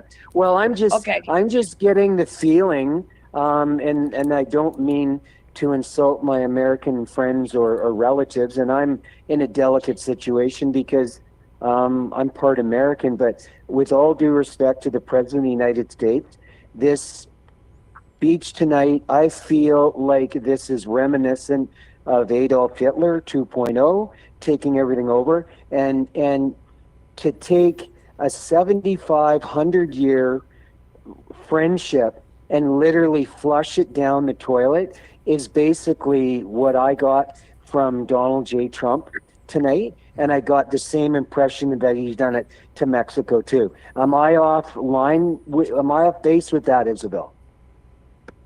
I think it's Alicia, isn't it? Actually, I Alicia, do agree with am I you, off John. base, Dragon? Yeah, I agree with you on that point. Yeah, I agree with you on that point. But I'm still a Trump fan. And Dragon, did you know that Trump and the U.S. got a bill from Panama to fix the Panama Canal for something like $64 million? And that's when Trump said, well, if we got to fix the canal, we might as well take it back. What is that? What are you referring to there, Alicia? Trump and the United States got a bill from Panama to fix the canal about, I don't know, about a month ago or so. And it was something like $64 million. I'm just guessing at the price, but it was a huge amount. And then that's when Trump said, well, if they want us to fix it, we might as well take it back. I don't know if that's true. I'm trying to find that. That makes I no don't sense remember to when me. it was said or where I heard it or what podcast I heard it on. But I mean, I didn't bring that out of the top of my head. I heard that he got a big bill from Panama to fix the canal. I don't think Are we that's speaking of the accurate, Panama Alicia, at Church all. Act? Well, you know, Alicia from Alberta, there's a lot of positive things I took out of the speech tonight with Trump, and you make a good point. There's an awful lot of things that he has done, that he ran on his campaign to be in for number 47 President of the United States. There's an awful lot of things that are straight up common sense, but with all due respect to the United States, you do not give your largest trading partner in the world and your largest I agree with long-term you ally there, a 100%. slap. You just don't. It's like it's an abusive relationship, whether it's a man and a wife or a brother or sister. You just don't do that. And I've talked to Rick privately that this could have been handled in a very, very different way. Trump could have invited Trudeau to the White House on a state dinner with the president of Mexico and handled this a very, very different way of a united, a safer, bigger, better Mexico, United States of America, and Canada makes North America stronger, working together. And he's approached it completely the opposite way. Oh, I heard that Trump treated Trudeau at that Thanksgiving dinner like a piece of shit. No doubt. Well, I got the piece of information maybe that you were referring to, and it's the Panama Canal Repurchase Act, but it has nothing to do about, reforming or redoing or repair the canal per se. And the way I see it, it's say that it is true that Trump's trying to repair the canal under this thing, if you will, and try to use that. Well, it looked like what China is doing with the BRI kind of situation. So, I mean, apparently China has moved out now. On both sides, if I he's trying may, to take over. If I may, here's what's really going on down in Panama. Okay, they didn't send a bill to repair that canal. As far as I know, I can't find any. I'm looking here and I can't find anything just to support that. However, Panama does charge passage fees to all vessels going through there. And there are I know that. thousands a year, probably 12, 14, 18,000 ships a year, something that go through there annually. They pay passage fees. I think they spend, they probably collect just from the U.S. shipping companies and the military as much as like maybe $2 billion a year, top end. And then, but that's mostly from private shipping companies. And they have a special deal for the U.S. military where they're guaranteed passage through there. And the federal government, I think for the U.S., I think they only, the cost to the U.S. government is only about $6-8 million a year. That's what that actually costs the government. The canal is in the care of Panama, but I saw actually earlier today, and you could look this up, because of what Rubio did when he went down to have talks with the Panamanian government about the canal. They've convinced the government to not renew the operations contract with the Chinese companies that were controlling or operating the canal on behalf of Panama. They hired Chinese companies to do it, right? So those management contracts are ending. And today there's a report that, and people are going to laugh because I'm always talking about BlackRock. BlackRock made a deal with, as an investment management firm, with another company. It escapes my memory at the moment, but there's another company, GDI or something like that. Don't quote me on that. To finish the pipeline? To basically buy up or like no, this is Panama. The canal. Okay. The canal. So that BlackRock has this like huge deal down there with another company, so that BlackRock then takes all these investments and they're investing in the company that will then operate the canal.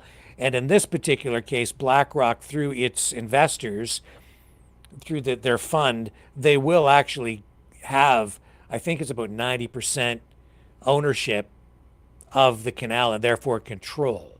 And so by going down and asserting U.S.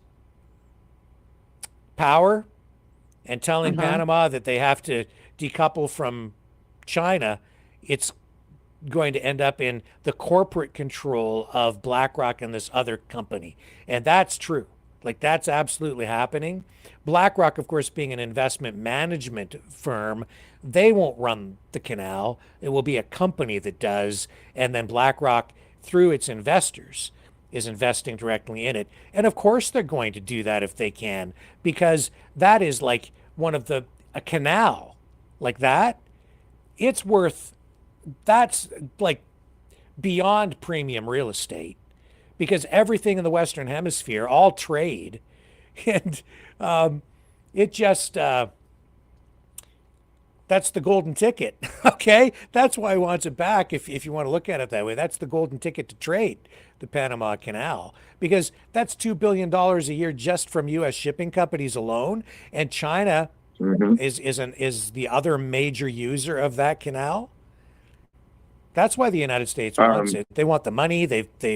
And then people are thinking that Trump is so much different than all these other leaders or presidents or politicians, and he's probably the worst, because right there he's like handing over control of it to this massive U.S. corporation. It's not about U.S. sovereignty there. It's about the oligarchs, the rich people. Rick, if I got the right number here, 72% of the canal cargoes is used by the U.S. and 23% is used by China. Yeah, that sounds probably about right. Well, then maybe what I heard is when they were investigating about Trump, China being at both ends of the canal, kind of running it. Yeah. Maybe Trump and them looked into seeing that it was in disrepair, and that's how much it was going to cost to repair it. I don't know. Yeah, if it requires repairs, it's probably a lot more than $64 million. A canal is Probably. a pretty I'm serious piece of thinking- infrastructure. Yeah, I'm thinking something about digging the bottom out or Dredging something. it or something, yeah. Yeah, that's what I'm thinking. Yeah. But guys, did you hear Trump's comments about Greenland? It's a very No, I didn't hear small- anything about it's a Greenland in very- a while. Yeah, it's you a talked about very it tonight. Go small ahead, po- John. It's a very small population of 40,000 people, and we're going to go to them and talk to them. And if they don't go along with us, well, we're basically going to take it. One way or another, he said. One way or another, it's going to be ours. It's an international security risk to the national security of the United States of America. Yeah. And if they don't go along with us, well, and he said it. Like he said it 20 minutes ago. Yeah. Yeah, he said that he's going to do that to Canada too, John. He said that if the tariffs didn't break us, he was going to forcibly take it. He said that a while ago. Well, what he But said tonight mostly is that if we tariff them back from the 25%, they will tariff us like twice from there. So basically, Yeah, it's he going to be a wants to war. break us with tariffs. financially to take us over. Yeah. And if that doesn't work, he's going to do it militarily. He said that, and now that he's talking about putting that dome, I can see why he wants to do that, because he'd have to put a dome up in the northern part of Canada too, eh? Well, Yeah, he said that Canada would be under the dome too. Well, and Yeah. If I and can actually, put it this way. guys, I've got a little bit of history on that from Alberta. A friend of mine, Ryan, Ronald Reagan proposed this shield dome, and that was invented by Lyndon LaRouche, who's unfortunately deceased now. That was a Lyndon LaRouche project that Reagan took over, and that's been around, or now the technology is much better, and that's a good thing that maybe Trump is going to implement that now. But I mean, if people don't think Canada's in play, we've been the ultimate betrayal today. I've never been more proud to be a Canadian today than ever before, because I think if Canada stands shoulder to shoulder with Mexico, we're going to bring the United States of America, it's to their knees. They need too many things from Mexico and Canada to run their complete infrastructure. And again, we are owed a huge apology from the White House. Canada is, Oh, yeah. and so is Did you- Mexico. I did hear the dig about Trump's going to start his own hydro plant back up. I did hear that dig tonight when he was talking. Did you hear it, or did you miss it? I missed that. He was talking Yeah, about that's building what he said. power plant where? Well, that's what I was wondering. But that's what he said. He was going to get his power plant up and running. Well, no, he was going to rejuvenate. Biden closed down 100 power plants, and Trump is going to Okay. bring them back online and rejuvenate them. They're already there. And then it's drill, baby, drill. Right. Well, good Yeah. luck, Donald, because you know what? Daniel Smith is sitting pretty quiet on all this. She's always been Team Canada, and a lot of people overlooked that. Doug Ford took one avenue of defense, and Alberta took a different one. And I don't know what the right approach was, but obviously, the other thing a lot of the U.S. stations are talking about, there's huge lumber tariffs that were still in place on Canadian lumber, and now these extra tariffs, it's going to take the price of a 2x4 in the United States and push it to probably $40 American. I mean, this is all needless stuff. Yeah. We need to be working together, Mexico, the United States, and Canada, and make ourselves stronger. And you know, boys and girls, let's look in our own bathroom mirror. We've brought this on ourselves as Canadians with our trade embargoes between the different provinces. And yeah, it's got to be Team Canada first. Dragon, I've got a big question for you from Alberta. And I love you, my friend. For the first time in 50 years, Dragon, is Team Quebec now going to become part of Team Canada, my friend?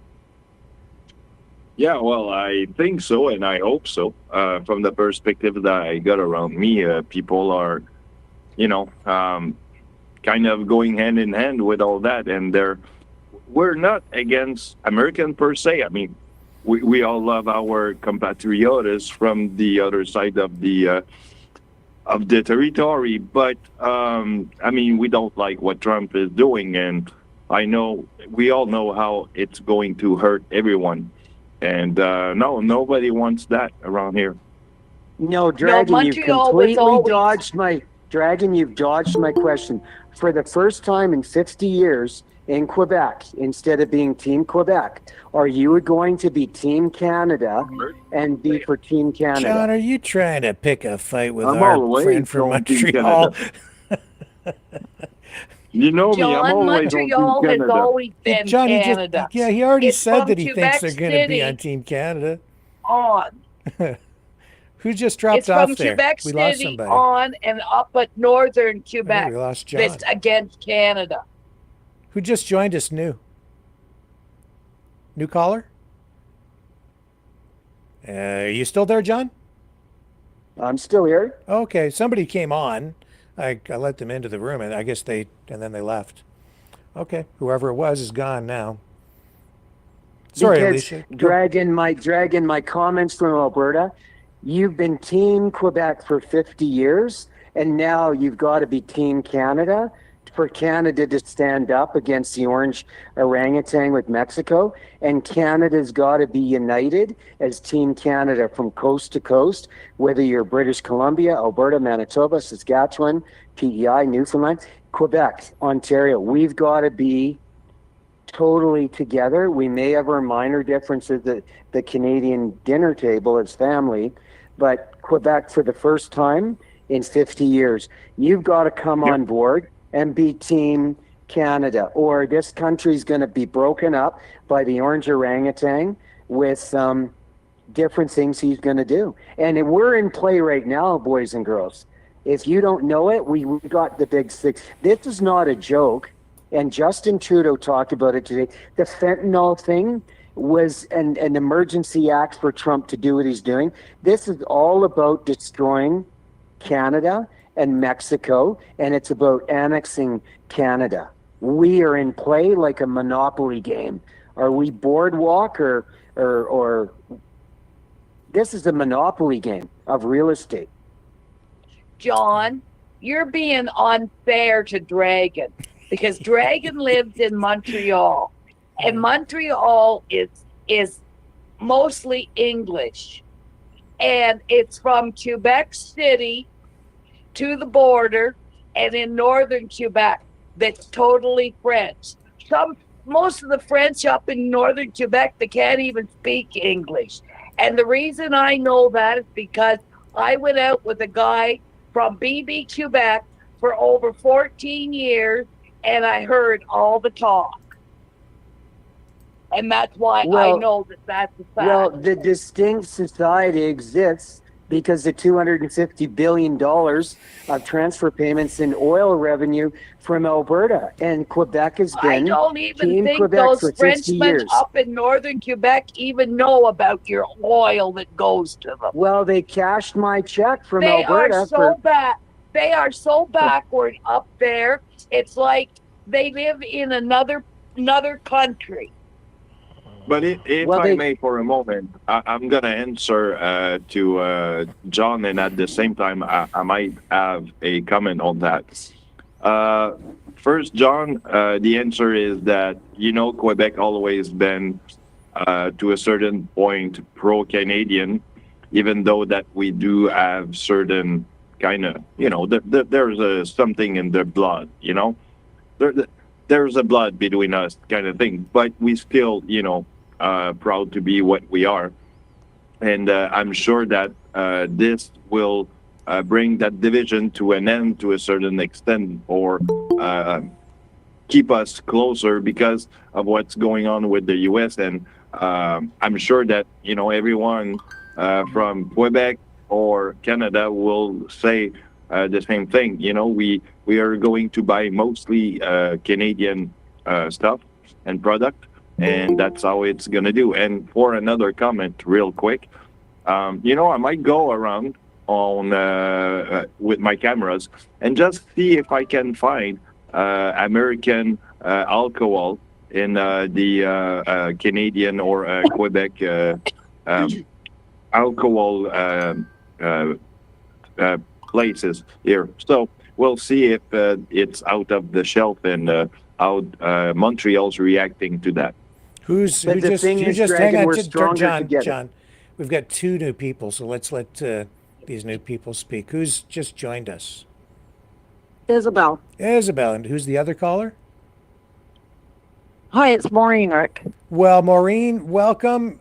Why don't you go first, Maureen, and then we'll go over to Isabel. Well, I'm watching the show right now, and I'm watching you mainly. Yeah. And I have the same expression on my face as you do. Like I just put my head in my hand and gotta just shake my head. Yeah. Yeah. About what? Well, about Quebec, Alberta, everybody fighting. Oh. We're still doomed. We're so doomed. We can't get along. Is that what you're talking about? Exactly. Yeah. It's the whole everything. It's just wow. It's just Rick, can you look up? Is there still an island in the St. Lawrence River that's still owned by France? Is that island still owned? The St. Lawrence Island in the middle of the St. Lawrence. An island? Yeah, it's still owned by there France. is actually. Oh. Go ahead, Dragon. I know. I think there is. There's one particular place which is actually under the laws of France in Canada. Let me look it out. I'm not sure if it is Saint-Pierre and Miquelon. I'll look it up real quick. Because see, that's what Yeah, I'm going way back to the FLQ, and they're the ones that kind of started everything. And that's when I first heard about the island being owned by France. Yeah, go ahead, Dragon. You're right on the money. Small French archipelago located in the southern coast of Newfoundland, Canada. Yeah. It's the fascinating period of resiliency and conflict between the French and blah blah. So basically, it's if you're doing something wrong in there, you're going to be on the French court, basically. Yeah, so there's our escape route. When the Americans invade, we'll all just move to the island there and be with the French. But now they're doomed because you're going to get all us Anglophones over there. And now, what are we going to do then? You're not supposed to with hockey sticks.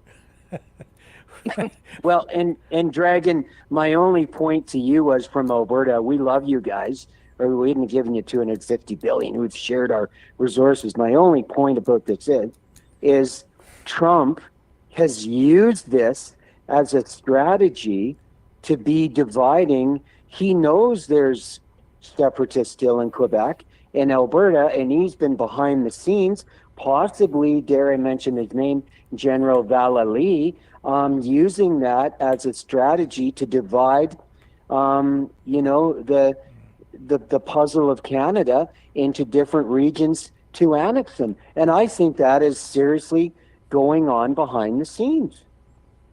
Yeah, using our pathos and ethos against us and move on the separatist movement.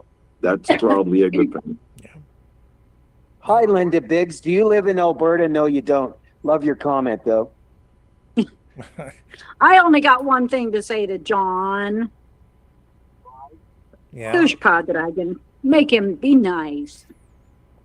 Look, we love Quebec, or we wouldn't have given them $250 billion. You're dumping on poor Dragon. He can't do anything. No, Dragon knows I love him. But come on, let's get honest here. Quebec for 50 years has been Team Quebec.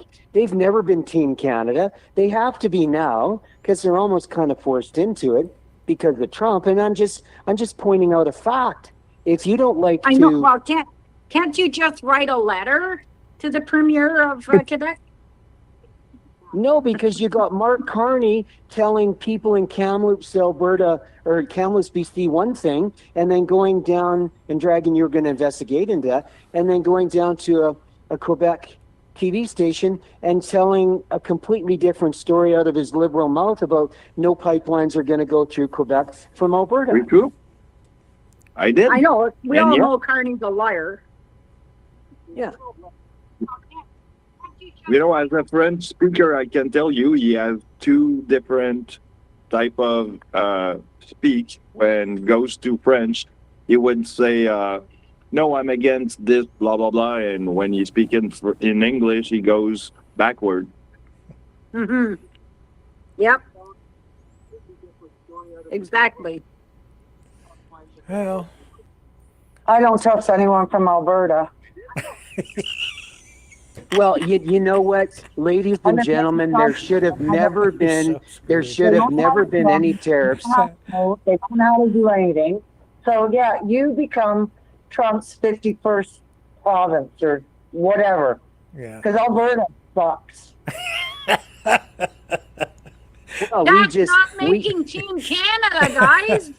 We just want to be treated with some fairness and respect, and that's all Alberta has ever asked for.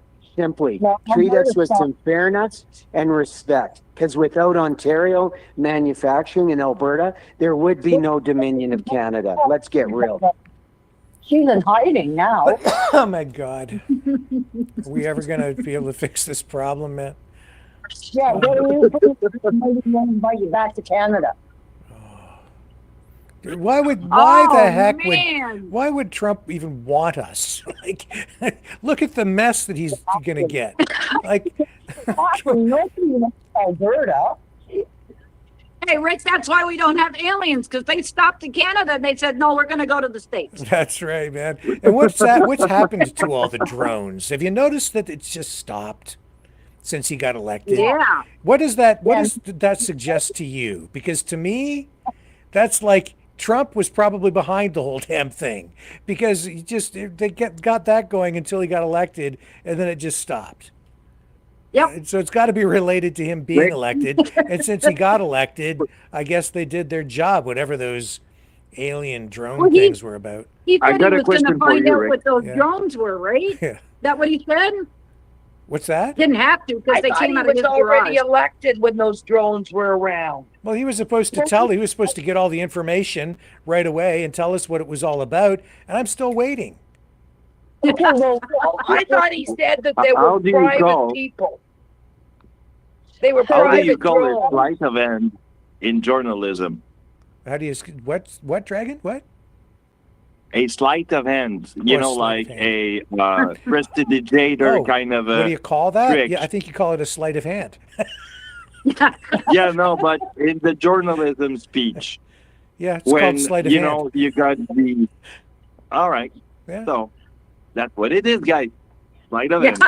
There you go. Well, Rich, Rick, you know that little kid he appointed to the Secret Service tonight, the orange orangutan, should have appointed the little kid to the CIA as well, and then we could blame everything on that little kid from the CIA. I'll tell you this. People are going to end up, honestly, they're going to end up blaming Kash Patel and Pam Bondi and all these other guys for the very things that they said they were going to reveal or solve or expose, because obviously we're already seeing that for whatever reason, they're not going to reveal or expose these secrets or produce these files or solve these problems, because they probably couldn't be revealed, exposed, or solved to begin with for some reason. Where are those Epstein files? Kash Patel and Pam Bondi are in charge now. They were supposed to go get the files. They got some released, but that's not like, oh, now they're saying, oh, because there's still people who are, secretly hiding the files now. Or like, and I'm also waiting for RFK Jr. to get rid of the chemtrails. Because he said in interviews before that if he was in the White House, he was going to get rid of them all. So I'm just keep looking skyward now that he's in there. What's he going to do about that? Yeah, but No, still there. Trump had to have all these theatrics, right? Yeah. Focus. Well, Rick, Yeah, did you hocus see pocus, Elizabeth alright. Warren? Did you see Elizabeth Warren there tonight? Pocahontas? Yeah. She just frowned. All she did was look at her phone texting Pocahontas. And did Trump ever call out those Dems tonight, in pink? Musk is a liar. I mean, it was, unreal.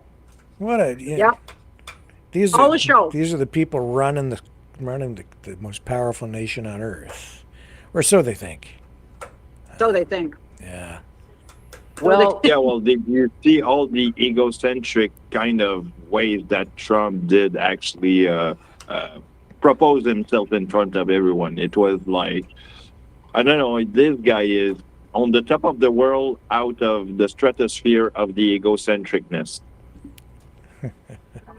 We witnessed The Apprentice tonight. We have a saying in Alberta, my friend, hit 'em high, hit 'em low, and hit 'em where the cherries grow.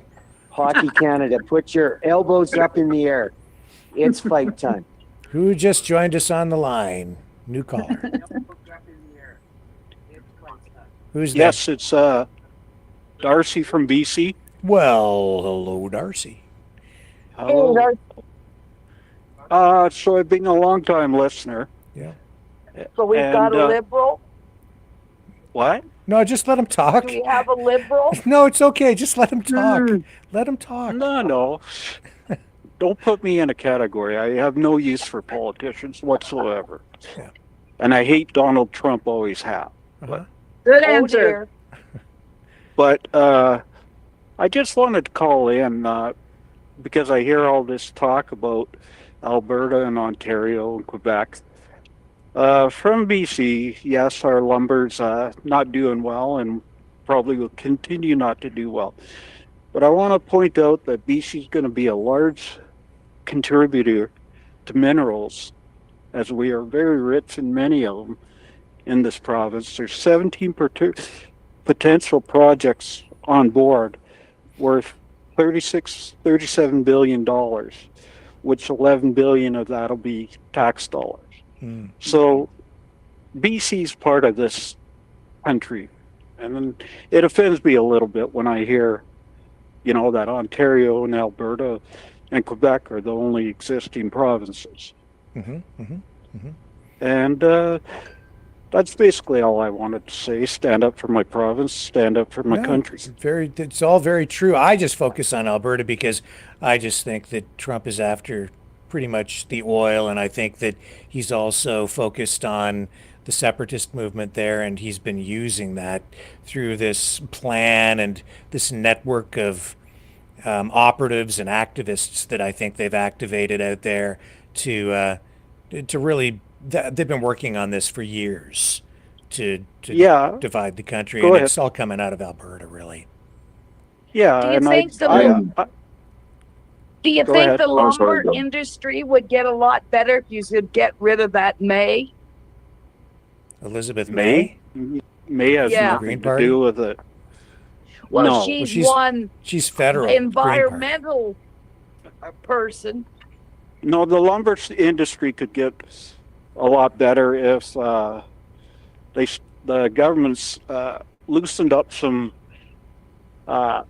conditions on mills to what they can harvest and that.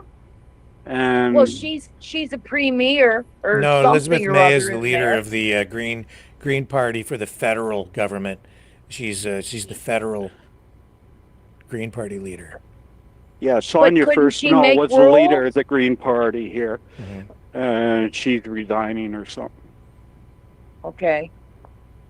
But also, I'd like to say that, on another note, was a provincial railroad that ran through here, BC Rail, and the line was headed towards Alaska. And a lot of the it's there and it would need some upgrading and that by Yen Rail, who bought us out.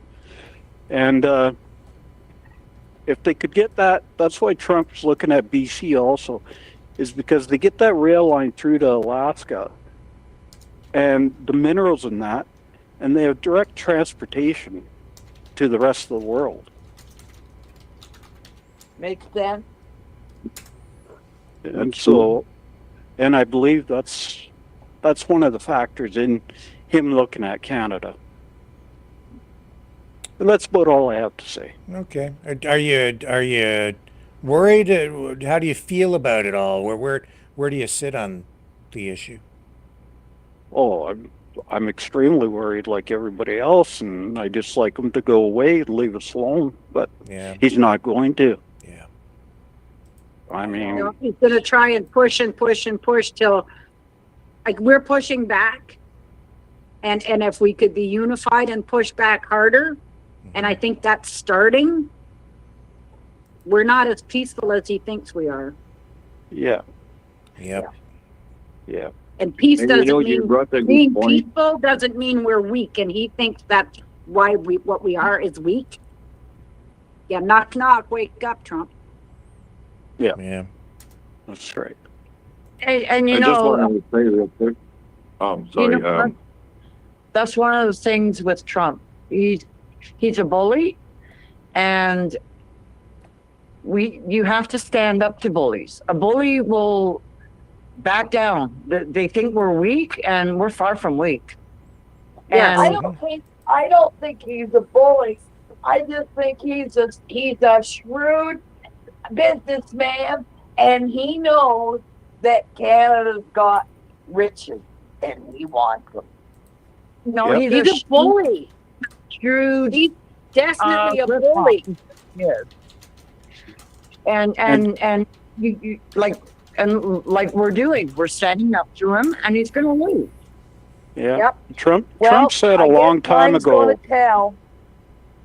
And the thing about the other caller from BC, I have to Yeah. agree. You know, because I'm from BC. The thing about the selling, like, was it Gordon Campbell that was? Yeah, Gordon Campbell sold BC Rail. Yeah, exactly. So, Gordon Campbell, you vote for me, you vote for me. I won't sell BC Rail. I won't sell it. And that's the only reason he got in, because he said he wouldn't sell BC Rail. The minute he got in, he sold it. Yeah. And you know, a lot of times you know, now that this new vote is coming up, a new prime minister is coming up, I've had people thinking, well, vote for Christy. Oh, yeah. She brought the carbon tax here in BC. Christy, what was her name? Christy. Christy Clark. Yeah. The last person we want as a prime minister is Gordon Campbell. Believe me. Yeah. And Christy Clark brought in the carbon tax here in BC. She was responsible for that. Another one, yeah, she was out right away too. Mm-hmm. So Gordon Campbell sold BC Rail, and he promised that he wouldn't. Yeah. Well, I worked for him for 18 years, and then once CN took over, I left. Yeah. Well, a lot of my ex-husband was a supervisor for BC Rail. He started out as a laborer. He worked to the B&B, then he became a foreman, and then he was a supervisor in Prince George. And that's where I am. Work one day. He worked there since he was, 25, and now he's a supervisor. And when we had a choice, and he came home from work, I'll never forget, and we had to sit down and think about it. Like, do you want to? Okay, if he takes a supervisor's job, then he loses all of his seniority. Right. So we sat down and we talked about it, and this is what we worked for. He started out as a laborer and he worked his way up. And he worked out of town all the time. I was pretty much a single mother because he was gone all the time. And then, he took the supervisor's job. He was there for 7-8 years as supervisor for the B&B. And he walked into one day, and I kid you not, he walked into one day and he didn't have a job. There was him and two guys in North Vancouver. All three of them lost their job. No notice, no nothing. Yeah. Well, my father was a manager here in Prince George with BC Rail. My brother was a supervisor at BC Rail. And he walked it. Last name's Hanson. Okay. Alan and Arnold. Alan was my brother. I don't know who they, but okay. Okay. Who's your ex-husband? Randy Chincharik. I've heard the name. Yeah. Yeah. Anyway, so yeah, my brother walked in to a meeting one after CN had purchased them, and he had truck keys or something. The understanding is that, or sorry, not my brother, another supervisor, had the truck keys, walked into a meeting with a bunch of CN supervisors one day, and he didn't like what he was hearing. He threw the truck keys down, walked out, and quit. And he had probably 30 years in there. So. Yeah, a lot of them, when they switched to CN, a lot of people just left BC. Well, they left CN. And my son works for CN now. Yeah. Yeah. He's been there for a long time, but it's a job, I guess. Yeah, but it is. Yeah, but when I saw some posts saying that who should we elect for the new prime minister, and I'm seeing Gordon Campbell's name come up, and Christy Clark, whatever her name was. Yeah. No, we don't need them. No, definitely not. No. I'd rather take Trudeau. In fact, Gordon Campbell's so much like Donald Trump. Yeah. Go ahead, you're right. They lied straight to everybody. BC Rail, they lied. I will not sell BC Rail to CN. And that's the only reason Gordon Campbell got in. And the minute he got in, he sold it. Yep. Yeah. You got that right. Go ahead, Drake. Yeah, well, thanks. The question would be, if I do remember well, Christian Clark had some bad repercussion on the wood industry, right, in BC? Yes, correct. Yes. They were selling raw logs. Yeah. Yeah.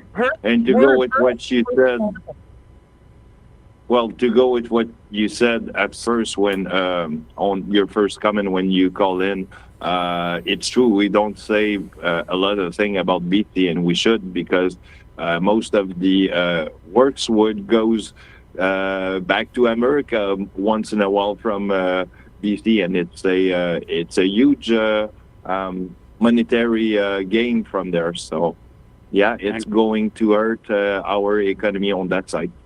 Yeah, and California with their wildfires buys a lot of our wood from us, and they're going to be either paying insane prices for it or not rebuilding with our wood anyway. So. Well, isn't Williams Lake the biggest log home builders? Yep, they have a big company there. All those log homes that they build, that they fabricate, go to China, because China wants our log home. A lot of the log homes that are built in Williams Lake goes to China. Right. From what I've heard. Okay. So I'm going to let you go, and I'm going to get off and go walk my dog. So I'll continue listening, and have a good night, all. All right. Well, thank you for calling in. Bye. I appreciate that. And, okay. And Have a good one, sir. Yeah. Thanks, Darcy. And it's getting near the top of the hour, so let's go around the horn and get some wrap-up comments for the night. Who wants to go first? How about, I know what we'll do. We'll come to Dragon last so he can give us his French-Canadian Donald Trump impression. That sounds good. Okay, who's up first? Although I'm a lady, well, sometimes I'm a lady, but ladies first. Okay, okay. All I gotta say is God bless Canada. That's appropriate Fuck, tonight. America. Let's God bless Canada. Yeah. Okay, next. Same with me. God bless Canada. There you go. And Dragon, sir? Well, guys, I love you all. You're my friend, and I appreciate everyone and each of you because you are special like every Mavericks. And yeah, that's what it is, my friend. Have a good night. Okay, and I can't wait until the United States plants its flag on Mars so that Donald Trump can build his Mars resort up there, right? Doesn't it take 4 years to get to Mars? Yeah, well, let's put him on the spaceship now so that he can serve out the rest of his presidency in space. Oh my God. Anyway, guys, we'll be back tomorrow night, 7 p.m. Eastern time. And I'll leave you now with that great tune from Maverick and the News Brothers, MAGA Mars. Since he's busy taking over the entire world, why not the whole darn universe? Night, everybody. Okay. Night, John boy. See you tomorrow, 7 p.m. Eastern, on the flip side.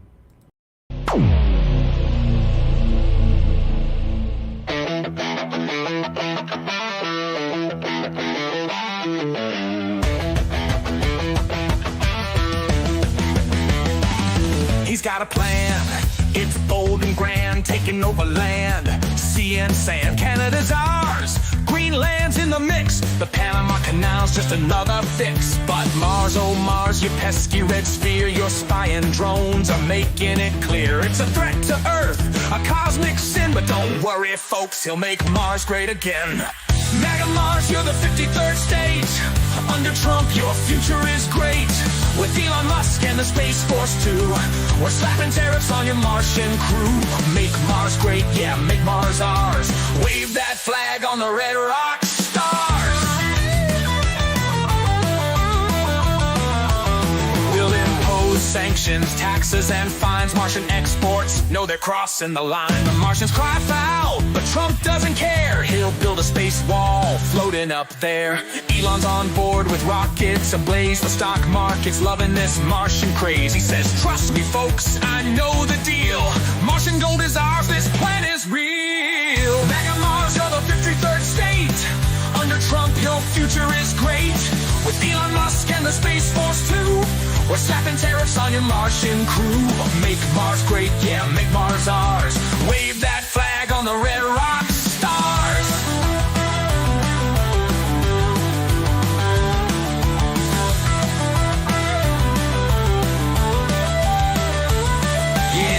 Hotels with golf resorts, intergalactic trade reports, a MAGA dome where Martians bow. We've got the best Martians, Trump says now. Fake news claims the plan's absurd, but Trump tweets back, it's the final word. Martian drones not on my watch. Space Force ready to kick it up a notch. MAGA Mars, you're the 53rd state. Under Trump, your future is great. With Elon Musk and the Space Force too, we're slapping tariffs on your Martian crew. Make Mars great, yeah, make Mars ours. Wave that flag on the red rock stars. So buckle up for the Martian fight. Trump's taking over the Martian night. It's all for freedom, it's all for the win. Oh, say can you see, he'll make Mars great again.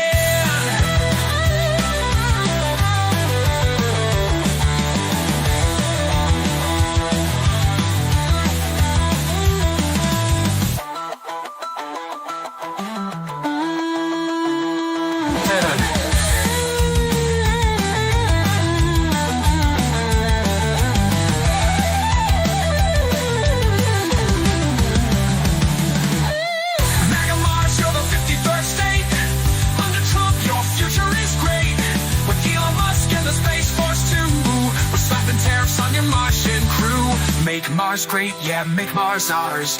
Wave that flag on the red rock stars.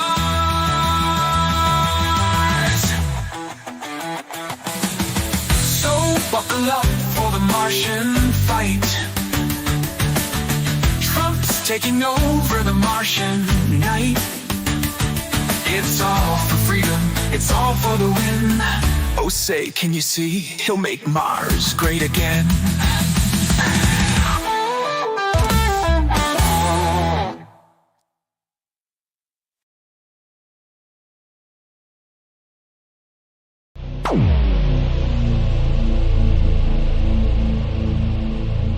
This has been a Maverick Multimedia production.